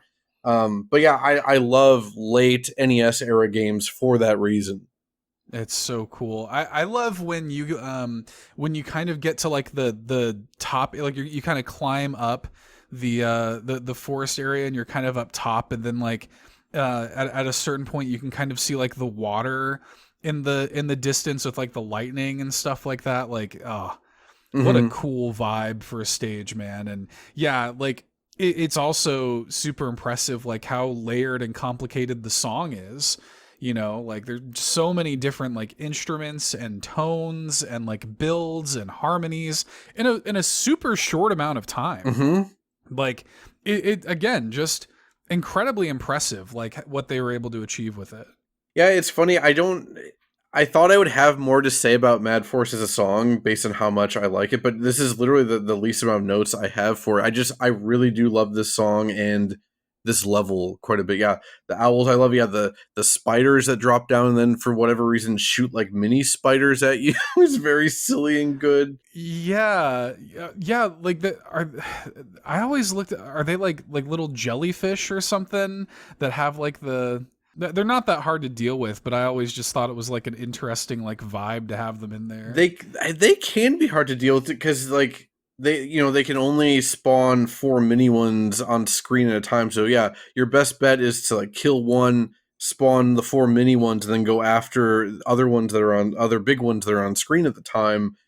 Yeah. But yeah, it doesn't make any sense for the yeah. I guess that's why it's the Mad Forest.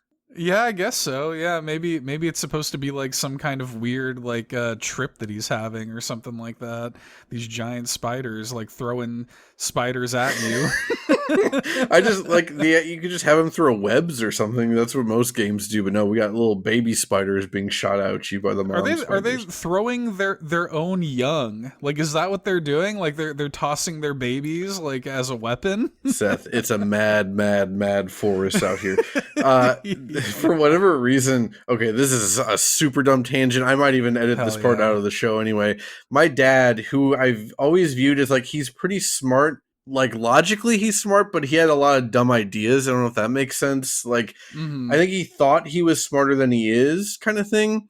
He always told me he had this idea for a movie where it opens up with like a montage of like people like tossing their babies out the window into garbage cans, like that the world has reached such a state that people are literally throwing away their babies or whatever. Hell yeah. And I, even as an 8-year-old kid, I was like, okay, but what after that? Like, what's going on? Like, okay, you do have a striking visual setup. I agree, but like, what are we doing here? Like, I don't know. I just think it's a cool idea. That's a very like Lynchian approach, you know. Just do it. Let the people figure out what it means. Yeah, just have people throwing babies in trash cans and then literally never address it ever again. Yeah, you know what though? Too, I gotta shout out another really cool thing about Mad Forest in particular. I think that the reveal of Sypha at the end of Mad Forest is so cool. Mm-hmm. Like when you're playing this game for the first time, like not knowing what's going to happen and you fight, I don't even know, is that supposed to be like a Cyclops or something? Yeah, I don't know what it is, but yeah, it kind of looks like a Cyclops. You fight a couple of them. I think you even fight one on the ghost ship too. Like you fight like the mummies and then another one of those, I think. And anyway, you fight the Cyclops, which by the way, like just like hang out on the right and throw axes at it, and it's just gonna like pace back and forth. That's what you do.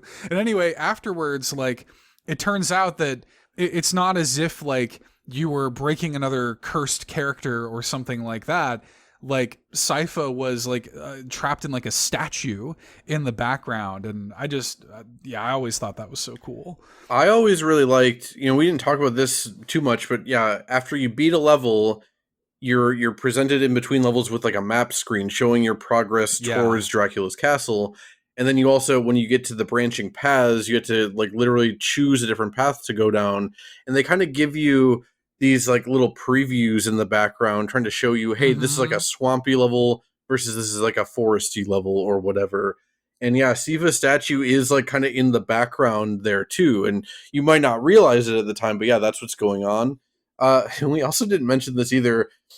In the Western release, Sypha was localized as a man. Like on the cover, Sypha is like kind of like a grizzled old dude kind of thing, which I also just laugh at thinking about like kids who got the Sypha ending in the NES version back then, they just thought Trevor just felt real close to an old Sypha man. Or whatever. That's why in that description too, they call Sypha like a battle wizard or battle mage or whatever it was, instead of just like sorceress or whatever.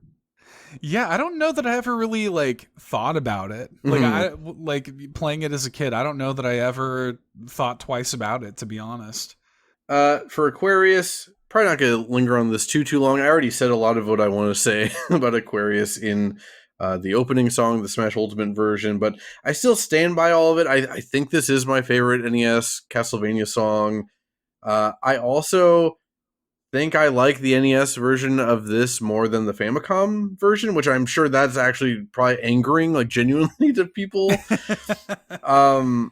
It is a rare instance where I think the extra sound channels on the Famicom version like makes the song worse.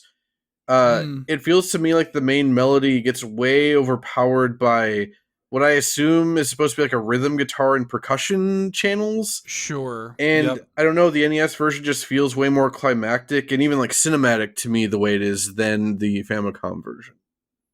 Yeah, and they kind of spend those channels differently, right? Like because they have less of them to play with this, they're like, okay, we're gonna prioritize like having harmonizing melodies rather than having a super like forward bass presence or something like that. Like, I don't know. I think that's really cool. And it actually does wind up making the song still sound very complicated and layered, all things considered. Like, they actually didn't lose that much, you know, like doing it this way. And it was kind of cool actually, like making notes for obviously we played the vast majority of the songs in this episode were from the Famicom version for obvious reasons, but hearing this, I was like, oh man, like it actually did make me kind of misty and nostalgic a little bit. Like it actually it was shockingly nostalgic to me. So Yeah, I really wanted to cover some of the NES songs because, again, I don't think it's as clear cut of a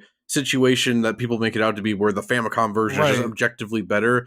It's the same thing with Sonic CD. Like, yeah, I think I overall like the Japanese soundtrack a little more, but there's plenty of good stuff in the American version of it too. You know, like I think a lot of it is just people want what they don't have, and then when they finally get it, they're Right. like, "Oh yeah, this is way better." I'm like, "Yeah, in some ways it is." I don't disagree. Again, we mostly have Famicom songs on here or whatever, but yeah, I think there's way more nuance to be had with that discussion, and we didn't actually mention it. We're running longer than I thought we would. Classic. See, I knew it. The reason the Famicom version sounds different and better in most cases is because it had an extra coprocessor chip on the cartridge itself, and the NES version, like NES cartridges literally couldn't even have that chip on it. Like it was incompatible with that chip. So they just said, hey, we're just going to redo the soundtrack to make it run off of the NES built-in audio kind of thing. So that's why they sound different. And honestly, there's not too much really to say about it, but that's just the reason why. The Famicom version just has a couple extra channels to work with going on. I mean, again, I do think it sounds really good for what it is. It sounds much closer to not quite like 16-bit fully, but something in the realm of like the Turbo graphics. Like it definitely has like an upped sound quality to it that I really appreciate. Was there anything else you wanted to add about Aquarius then? No, yeah, I think we pretty much covered it. I do just want to quickly mention how cool I think it is that the Famicom, like in Japan, like it's kind of like the Wild West, man. Like when it came to like what we're doing with this hardware and these cartridges, it's like, yeah, dude, like let's just put a new like sound chip on this thing. Like let's onto the cartridge itself. You know, like I find that so neat. Like it's the kind of thing that kind of can't happen anymore. Like I don't know. I think it's very the idea of like attaching this stuff to the game is just very cool. I don't know. I'm delighted by that. Yeah, I mean, we saw it still in the Super Nintendo days, right? Like, I think Chrono Trigger Yeah. had unique chips on the cartridge, and Yoshi's Island also had, like, what is it, this SFX chip or whatever, processor chip. Yeah.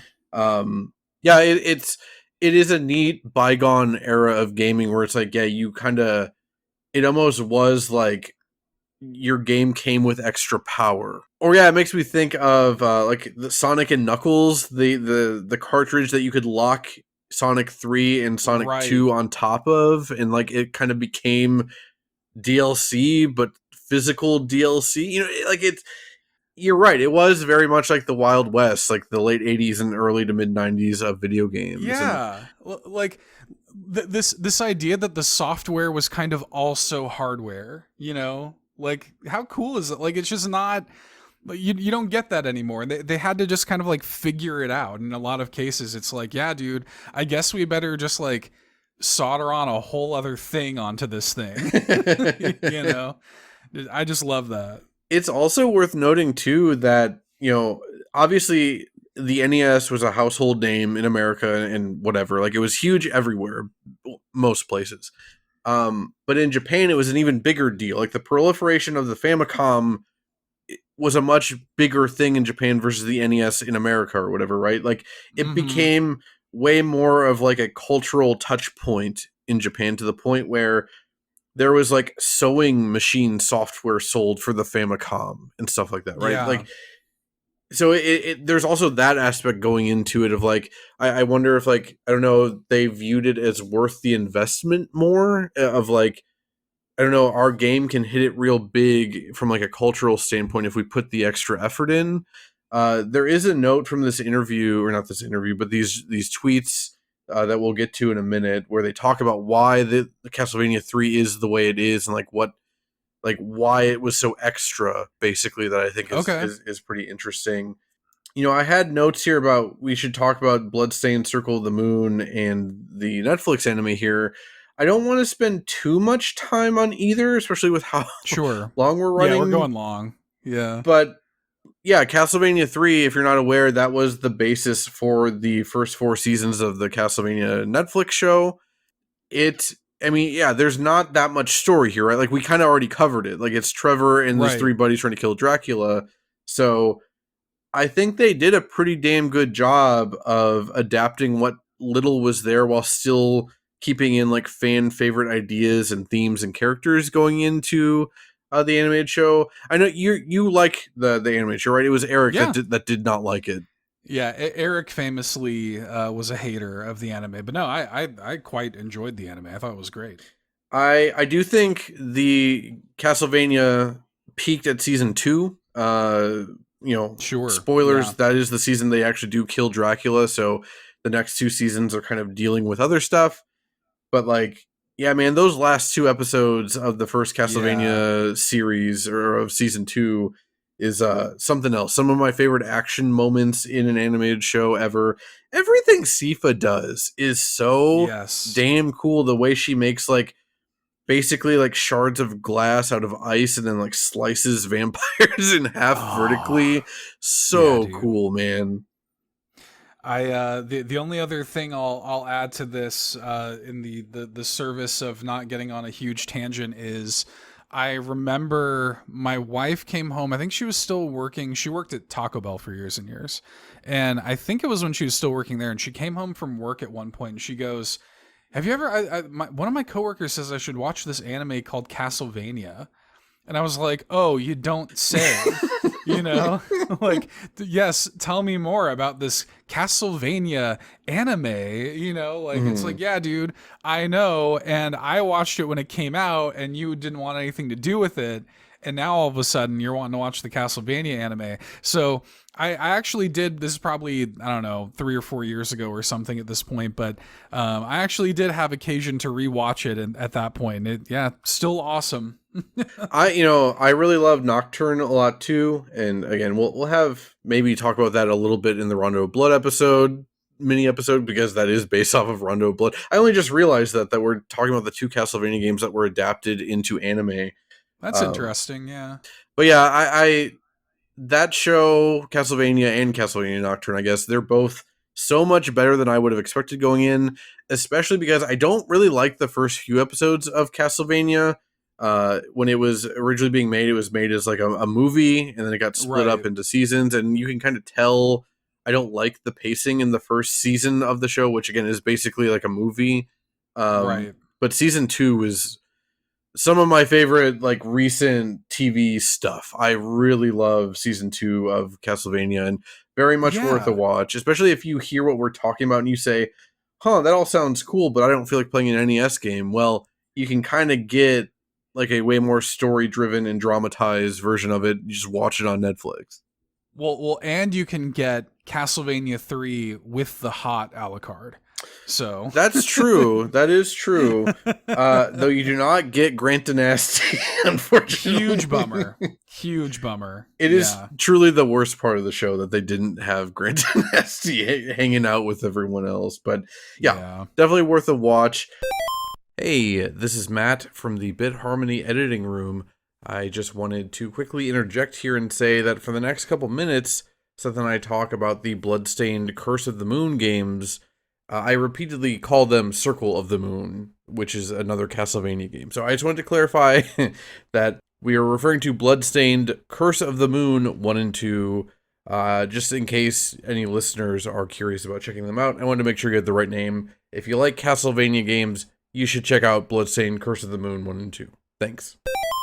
Yeah, and then we have to talk a little bit about the Bloodstained Circle of the Moon games. without getting too into it, Bloodstained Ritual of the Night, we mentioned it near the top of the show. This was a spiritual successor to the Castlevania games, specifically the Metroidvania ones. That was kickstarted. Koji Igarashi, kind of the Castlevania dude for like 15 years, was the director of the game. That's all well and good. I like Ritual of the Night for what it is, but it didn't like hit me super duper hard. But one of the Kickstarter stretch goals was that they would make an 8-bit spin-off game. And those came out as Bloodstained Circle of the Moon, and it was fantastic. It is basically like a blood-stained, lorified version of Castlevania 3, but they fix like any gameplay issues I have, specifically when it comes to like how your extra characters are handled. Like you can have all 4 characters at once, and you just swap between them with the shoulder buttons, and it's instant. Like there is no downtime at all. You can even swap in midair. It's fantastic. They also ended up making a sequel to it, which is called Bloodstained Curse of the Moon 2, which I think is even better. The characters are way more interesting. There's a damn Shiba Inu in a mech, like a steampunk mech. It's amazing. Yeah, it rules. I thought these were great, and I'm like, I'm sorry, man. Like I liked Ritual of the Night too. I thought these were way better, like at least to my taste. Like way more successful at like capturing the vibe of the thing that they were spiritual successors to. They could have just kept cranking these things out, as far as I'm concerned. Like I would love a third one. Like I would love a third one. I would be totally down for a third one. Also, they do the thing that Castlevania 3 does also, where if you want, you can just play as Zangetsu. You don't have to get the other party members. And that even like leads you to unique, not only endings, but also gameplay elements where instead of getting new party members, Zangetsu gets powered up. Is that his name, Zangetsu? I don't know why that just sprang into my head. I think that's right. Voiced by David Hayter in Ritual of the Night. But yeah, these are 8-bit style games, so there is no voices. But yeah, he gets like a mid-air attack that's like way cooler. Like it's like a downward samurai slash. He gets like a dash if you don't get the other party members. Like it's so cool. Like so much love and attention was put into these little side games, you know, and you can tell they must have loved making it and they were successful with it because yeah, they made a direct sequel to this side spin-off game, you know. Worth mentioning, they're also made by Inti Creates, who made the Mega Man Zero games, and for Bit Harmony listeners' interest, even more so, they also made Mega Man 9 and 10, which that was one of Mega Man 9 is one of the first episodes we ever did. One of my favorite games of all time.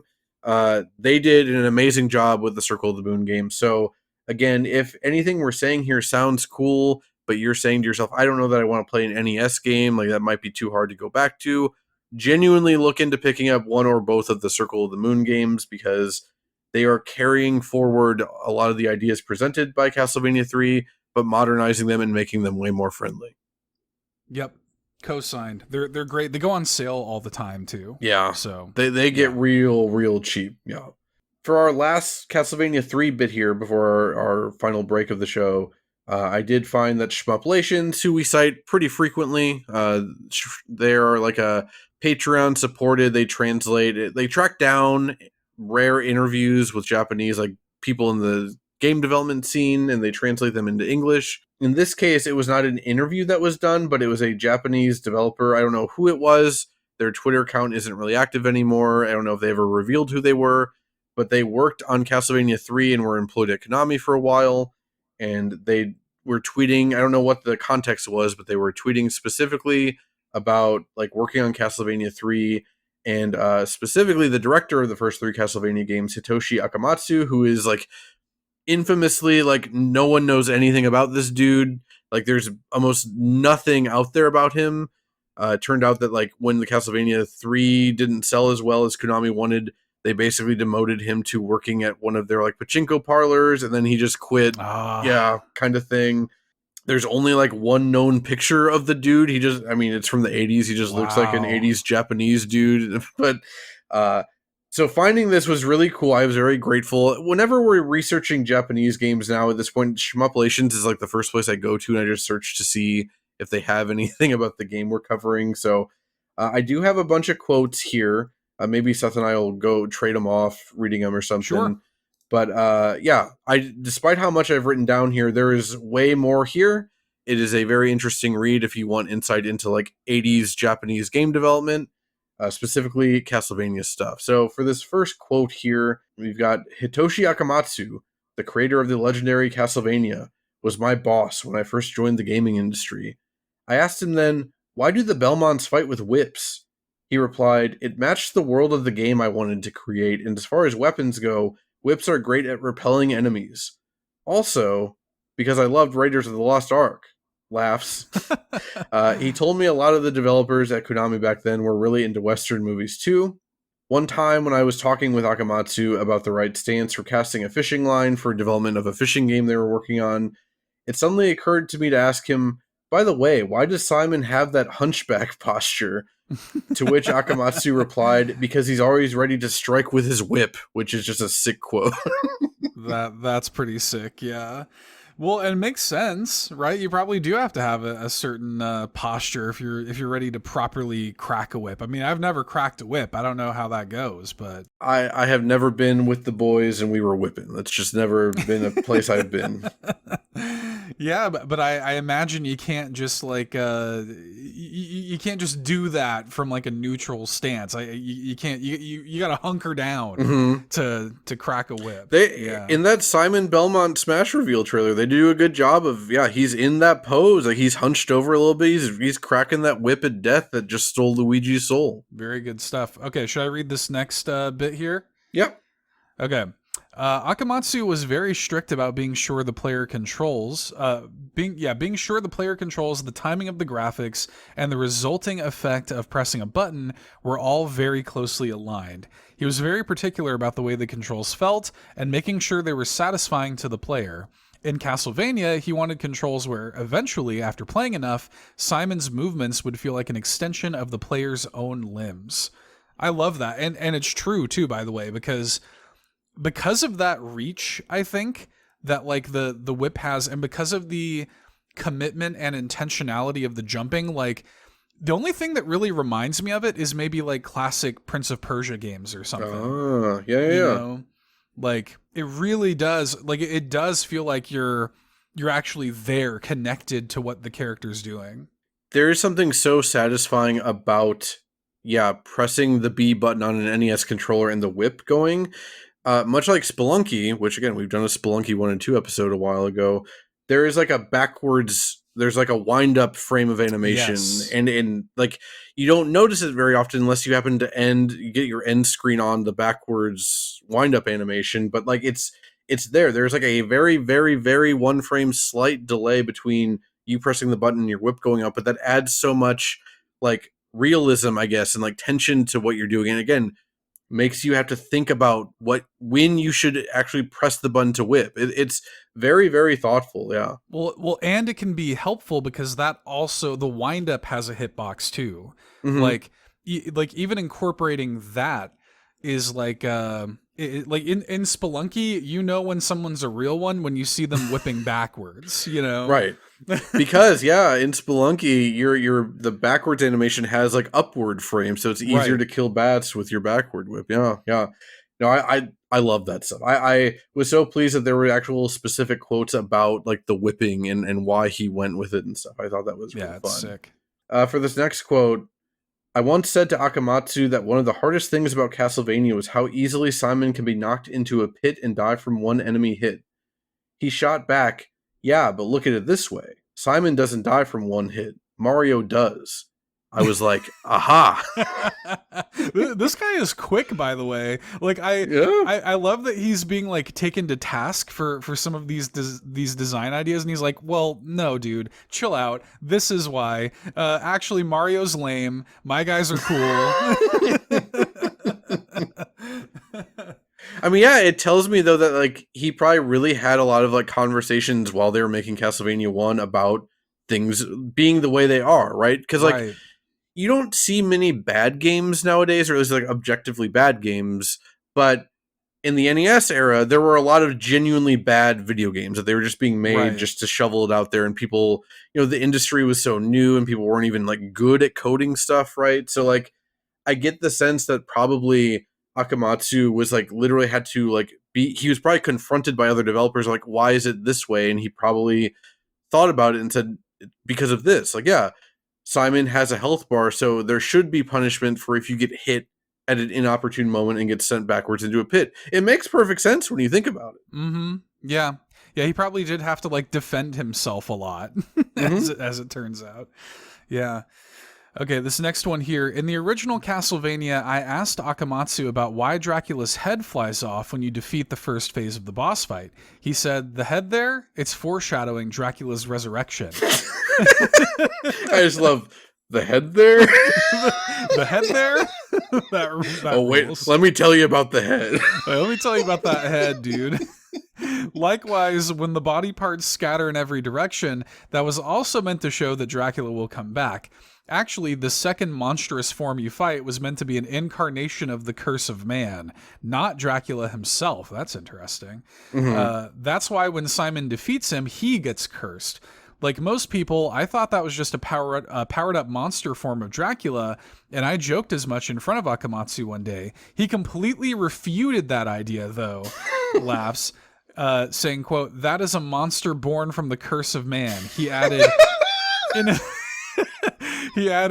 in a truly peaceful age, Dracula would not exist. This dude is just... where is he? I want love this guy.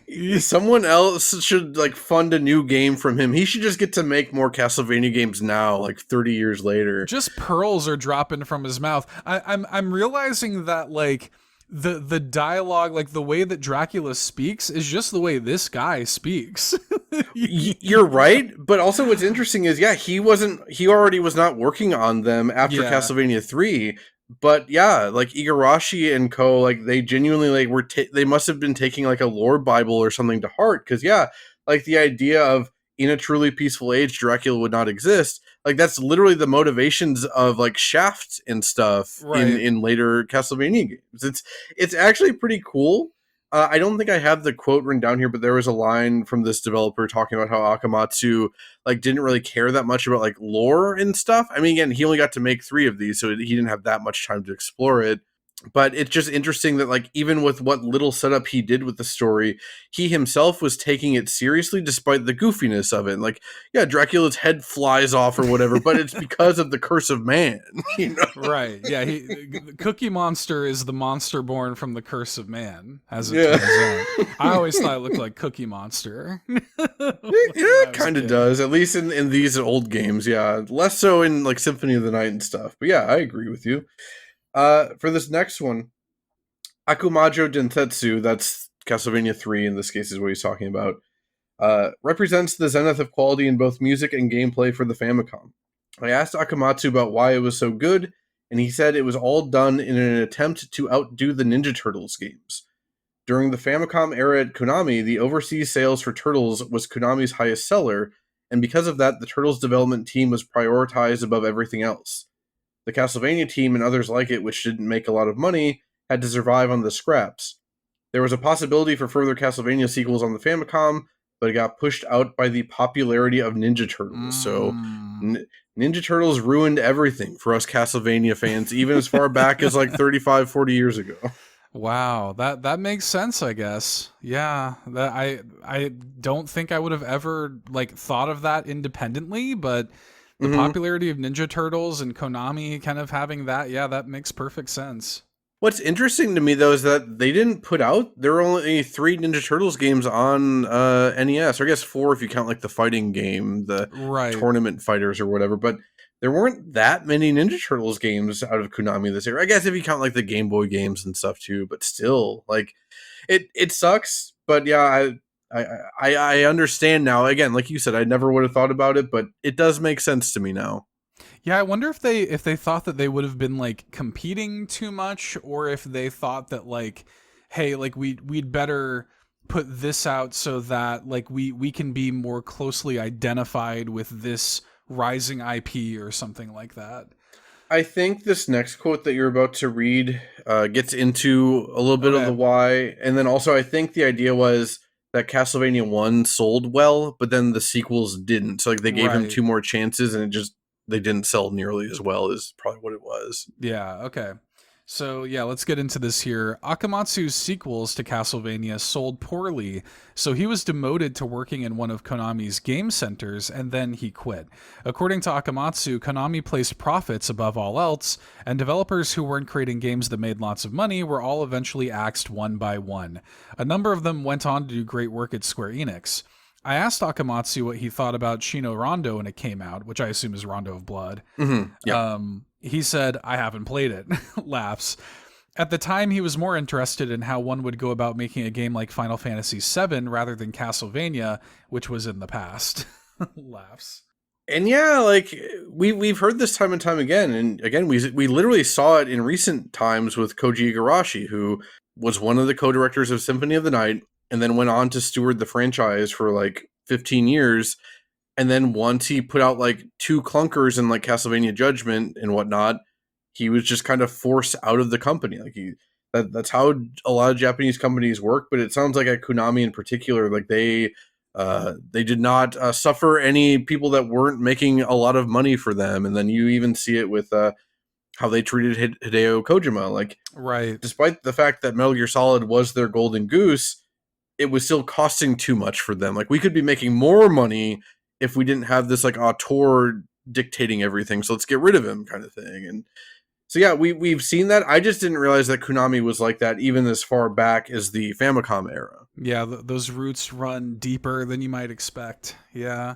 And yeah, I want to shout out that Schmuplations translation. We'll have links to it as always in the show notes. Again, despite how much was here, there is way, way more and a lot of interesting tidbits about all 3 of the Castlevania games and just kind of insights in general into Konami of the era and stuff. So again, check out the link in the show notes if you want to read more of that. Let's go on our last break then, and then come back for some YouTube comments. For this break, we've got the Famicom version of Deadbeat and also the Famicom version of Deja Vu Vampire Killer. And we'll be back.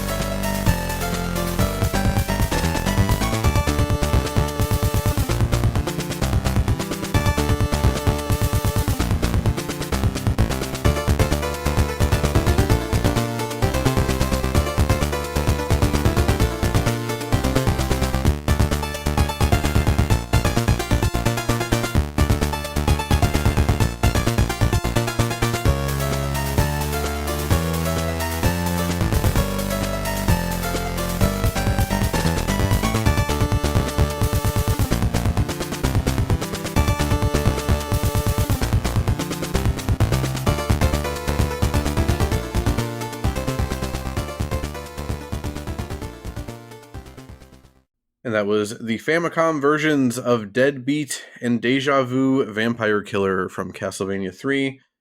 With Deadbeat, I just thought it was real fun. Like, I just wanted it in here, you know? Yeah. I love that it starts off, it feels like a schlocky horror movie song or something. Like, Mm-hmm. you can kind of picture like a black and white movie and like a lady looks into a mirror and screams or something while this Yeah. song is playing. Though I do love that like the end of it, around 32 seconds in, it gets less schlocky and way more cool. Like the notes get a bit more low pitch and the song is less busy. I don't know. I really, really like this song a lot. I don't even know where it plays off the top of my head, but I just was quite trying like to think of that too. Does this play in like the swamp area maybe? that. Would make sense because I never go to the swamps. Yeah, I keep trying to think and place it myself. That's my gut feeling. That's my best guess anyway. But yeah, I really like it a lot too. The movement of it kind of gives me like almost spooky, like rundown carnival vibes or something like that. Yeah. So yeah, but it was good. I'm glad that this is a nice and like non-obvious pick for the episode. So yeah, I always have fun trying to figure out, like, we at least always put in a couple non-obvious picks, you know. I think my favorite one ever was opening the Donkey Kong Country 2 episode with like the disco roller coaster music that probably no one on earth thought we would open with that. Speaking of the opposite of non-obvious, I guess it would just be obvious picks. Deja Vu Vampire Killer. This is a rearranged version of the first stage from Castlevania 1. This is also like the series' main theme at this point. So yeah, I felt pretty obligated to put this in here. Also, this is one of the best versions of Vampire Killer, I feel. Yeah, I don't know. I don't have like a whole lot to say on it. It's just, this is a I don't know, a more interesting and better sounding version of Vampire Killer. I'll also just shout out that I think it's so cool. Like, so again, we talked about it a little bit ago. In between levels, you see the map of like where you are in relation to Dracula's castle. And then again, you can take different routes into the castle. When you first, like, most of the game takes place on the way to Dracula's castle. I think that's always the mark of like a sick Castlevania game. Yeah, dude. Like, I love that in Castlevania 4 does the same thing. Like, most of the game, 3/4 of the game is just getting to Dracula's castle. And then the last couple levels are Dracula's castle. And this Vampire Killer remix, this plays in the first level of Dracula's castle. But yeah, that's all cool on its own. I just love when, especially NES era games do this. But it just must have been so cool playing this back in like the 90s. Like, you come to this from Castlevania 1, and then you hear a remixed version of the opening theme from Castlevania 1 here. I think that's so cool. I just love musical callbacks like that. Oh yeah, it's sick. And I also think that like one thing that we didn't really mention specifically, I guess, was that like using this new sound chip and everything on the Famicom version, like they were specifically taking advantage of like the deeper sounds that could replicate like string instruments. And I love that about like this version of the song. Like those string sounds coming in at certain points, like it adds such a cool flavor. Like it makes the music feel foreign, you know, like it makes the music feel like almost, it gives a Japanese energy to it, like in a way that the NES can't really sell as well, you know. And I just love that. I also love how forward the drums are in this version. Like you can really hear like the kick of the drum and the hi-hat, and yeah, it's great. It's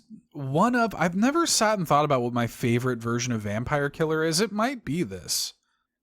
At least from an actual Castlevania game and not like Smash Bros or something, I think it probably is this version. Yeah, I think it's very good. And yeah, the drums were the last note on the actual music I had. I quite like a good NES drum. Konami was famous back then in the 80s and 90s for the Konami drums in their video games. And yeah, this is a good example of that. It's great. And yeah, you have to do it to him. You got to have a Vampire Killer in a Castlevania episode. With that said, then, let's get into the YouTube comment oversharing corner. This is the section of the show where we read off any funny, memorable, interesting, or downright insane comments we stumbled across while grabbing songs for this episode. In fact, I think the last comment here is actually an insane comment, but yeah, we'll get to that in a few minutes. For this first one, we got YouTube user Tenfi commented on Mad Forest 1 year ago and simply said, "Throwing crosses at owls." And we talked about it when we talked about Mad Forest. That is like the defining image of Castlevania 3 to me, is the Mad Forest stage and the owls popping out of the trees in the background. And then, because, yeah, that's the first level where you can get the cross. So, like, they give you that cross specifically to throw at the owls. Yeah, you need to throw the crosses at the owls. Like, if you have any hope of surviving the Mad Forest, you must throw the crosses at the owls. The axe works pretty well too, but yeah, the cross is just your universal, like, I'm gonna win this encounter tool. Yeah. This next comment here is from YouTube user Tony Jackson 3669, who commented on Deadbeat 3 years ago. I assume purely in response to the title of the song when they say, "When Dad finally comes back from Walmart." I do love the shout out of Walmart specifically. Like, it, you know, the old, back in like the 70s, the joke used to be like, yeah, I went to the store for like milk and cigarettes and then never came back. Yeah. In this one, it's just Walmart. Yeah. Yeah, Dad's going to Walmart. And then I do love like the idea that like there's so much dread associated like with that song, and the idea of, oh God, Dad's coming back from Walmart. He's been gone for so long. Do you remember, I don't know when the cartoon was from, I would assume like the 70s, but on Cartoon Network, when I was growing up, the late night cartoons were more adult cartoons, but not like the Adult Swim variety. There was this one old show called like Wait Till Your Father Gets Home.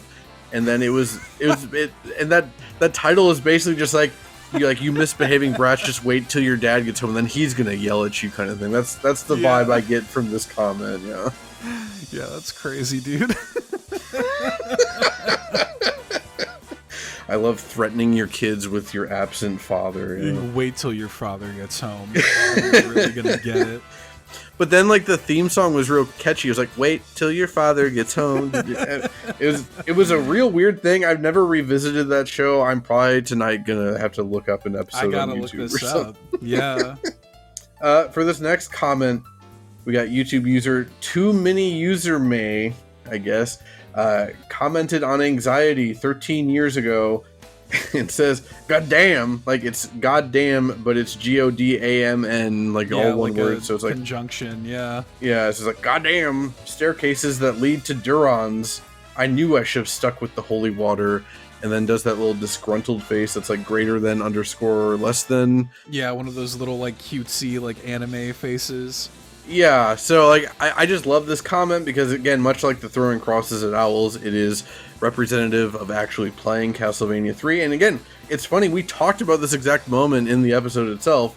Those damn stabby skeletons at the bottom of the staircases. Like, yeah, if you don't have holy water, at least an axe, like, I don't know if you can even avoid taking damage. It honestly might be impossible. I don't know that I realized that's what they were called. So...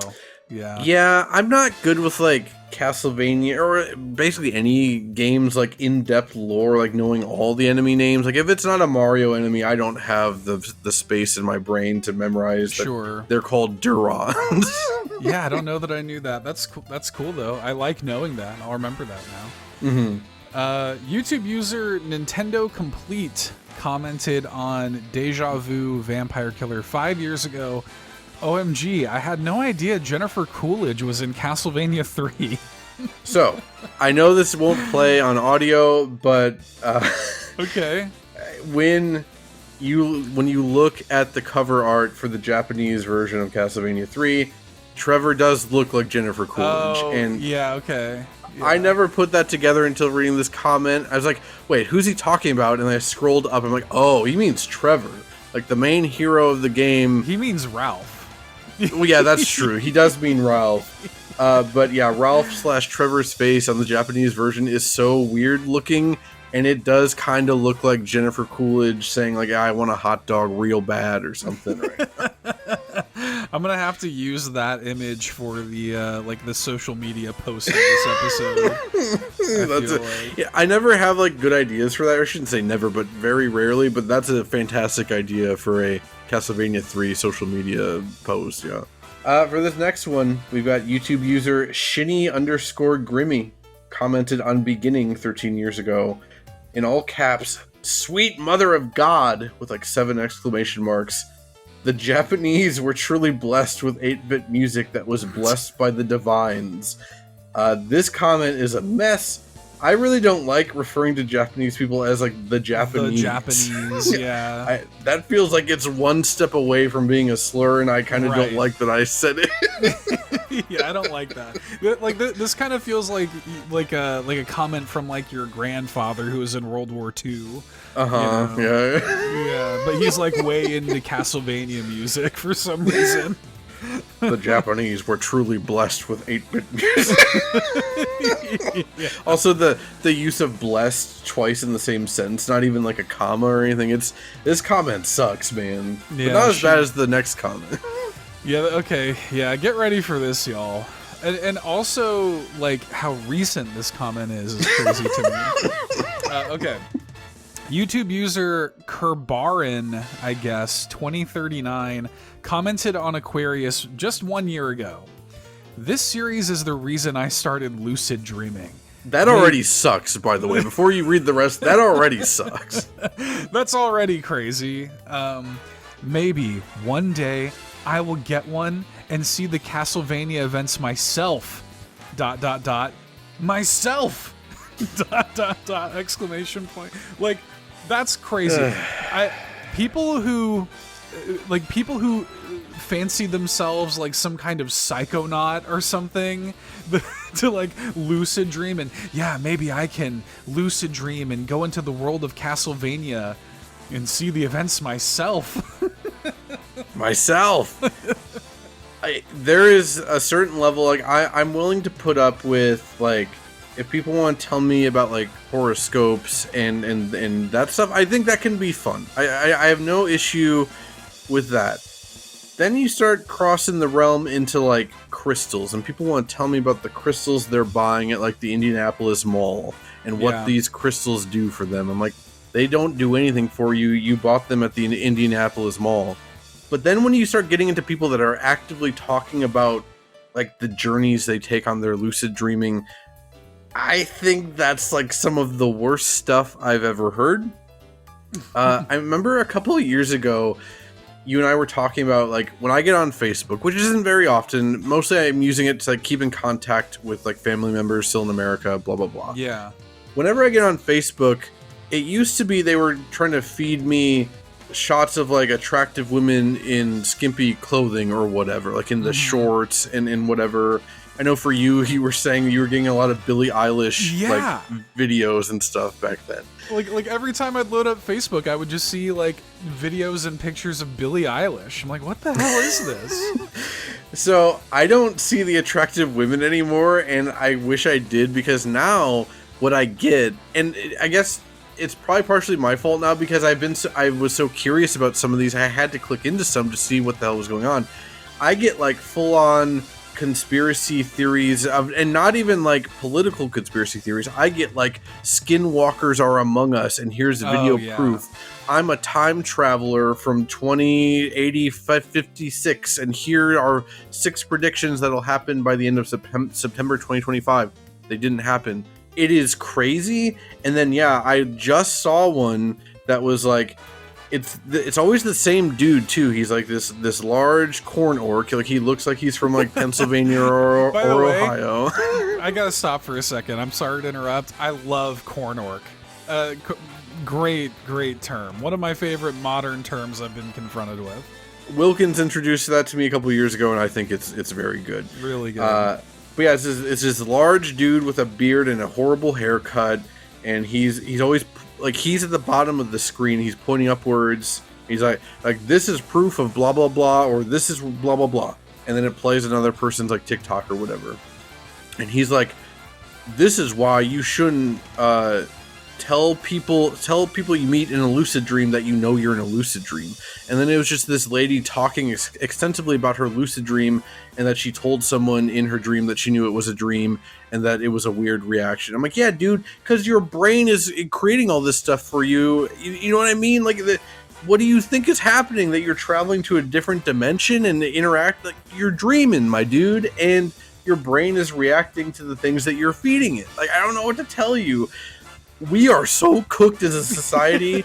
I'm begging you, if you are someone that listens to Bit Harmony, please don't ever log back onto Facebook. Stay right here. We'll report on the crazy skinwalkers and lucid dreaming people on Facebook for you. Don't ever leave. Dear God, it's safe here. That's what your grandma's watching over there on Facebook. That's what, it's that and like AI videos of Trump or whatever.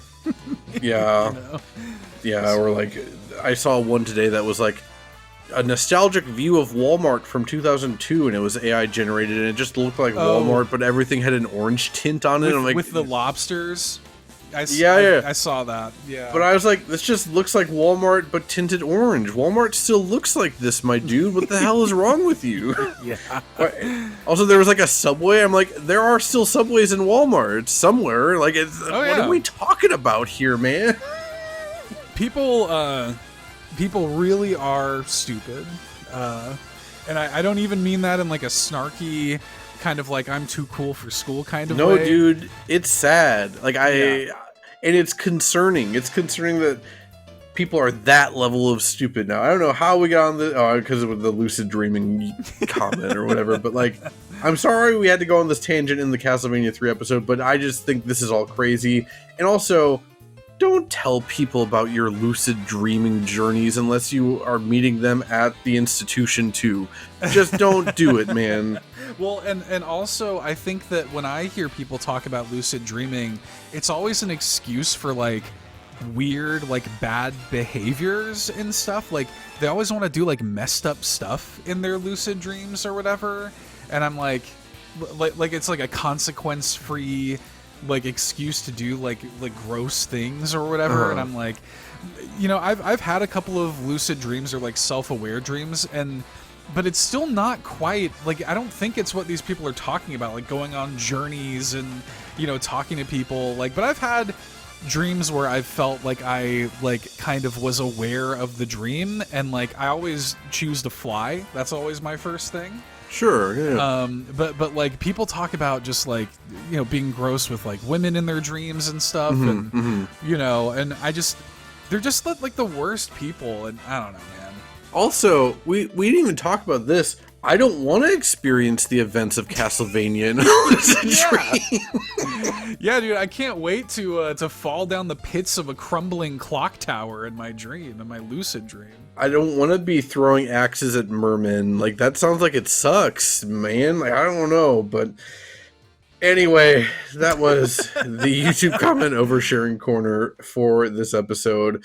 Again, we have no voicemails. This is the first time in I don't even know how long. I think it's been well over a year since we have not had a single voicemail. So as a reminder, you can send your voicemails to either bitharmonypod@gmail.com, or you can dial those in at 216-230-8540. That number again is 216-230-8540. You can also text that number. We can have Bot Harmony read it off. You can email us without an attached voicemail if you want that Bit Harmony Pod email. Contact us any way you want that we've given you the option to, I guess. Yeah, you can do that. You can join the Discord. We have links to that in the show notes too. Free, friendly, welcoming Discord community. Happy to have you over there. So be sure to check us out there too. And I guess we'll wrap up here by thanking our patrons. And then we'll go from there. Bit Harmony is made possible by viewers like you. Thank you so much to our Triforce tier supporters: Adam Caparello, Bowza, Quagmire, Dan and Luma, Danielina Hosa, SAZ, Foolish Fuji, John Cummins, Josh Vaughn, Ligerwoods 330, and Uncle Randy. And thank you to our Golden Banana tier supporters like Big Dogs Only, Bill Tucker, Gamer Jason, Hopple, Liam D, Old Drake, Phelan Ward, Rob Yapel, Shy Guy, thank you Shy Guy, Sean Ashton, Sparky, and Stephen Keller. We really appreciate y'all. for supporting on Patreon. It really means the world to us. You can check it out as well. We got links in the show notes. You get a 7-day free trial to the Golden Banana tier, and check out the exclusive mini episodes of Bit Harmony that we have, like the one we're doing next week. Yeah. Again, for the month of October, we're back to doing a weekly show. This is not a normal thing going forward. It just was, we went from Summer of Nintendo being an event, and then I just like doing spooky we like spooky stuff. Season. Yeah. It was just too good not to resist. So yeah, let's go over the October schedule. And I guess through the rest of the season, which is only an extra episode. So you just heard the Castlevania 3 episode. We've got a Castlevania Rondo of Blood mini exclusive to patrons going up next week. After that, we are going to be doing Bloodborne as the next full episode on October 19th. Bloodborne is one of my favorite games of all time. Hell yeah, dude. I'm pretty excited about that, though. Yeah, we haven't really gone over yet what music we're going to play, and it's going to be a very different episode, I think, based on what kind of music is in Bloodborne. And then after that, the mini following Bloodborne is going to be Gunbrella, which has a very, way more jazzy soundtrack than you might be expecting. I think, honestly, I like Gunbrella a lot. I think the soundtrack might be the best part about it. So that is the rest of your October. And then on, I think, November 4th is when the next main episode is going up. We're going to be doing Fuya's quiz show idea. I, again, haven't really sat down to figure out the specifics yet. I'm starting to mull things over, but that is going to be your season closer before we take a bit of a break. Yep. That'll be perfect timing because I'm going to New York right after that. So that worked out well. The timing is good. You got to go to New York. My birthday's during that break. It'll just be a nice timing for a break there. But anyway, to run that down one more time, we've got a Castlevania Rondo of Blood mini next week. Then we've got a Bloodborne full episode on October 19th, and then a Gunbrella mini the week after that. And then with the season finale being the quiz show that Fuya sent our way, the quiz show idea that Fuya sent our way. With that all out of the way, all we've got left are the haikus then. Did you want to go first for this one, or should I go first? I'll take it. Sure. I'm going to be really curious. I think there's a strong possibility that we took similar approaches to our haikus this time around. Okay. I mean, I don't know. But knowing both of our interests as it relates to Castlevania 3, I could see it. Anyways, I mean, we're the DaNasty brothers. We have a certain connection, right? that is true. So here we go. Stairs are for losers. Be a wall crawling gremlin. Tossing little knives. Tossing little knives is pretty sick. Yeah, we didn't really talk about Grant DaNasty's sprite, but yeah, Simon and Trevor, they're both hunched over for the whip action. I feel like Grant's just hunched over because he's like a little gremlin. Yeah, he's there's just a nasty little dude. He's just crawling around. Also, his skin color is greenish yellow. He's just a weird guy. He's just a nasty little goblin. I just love him.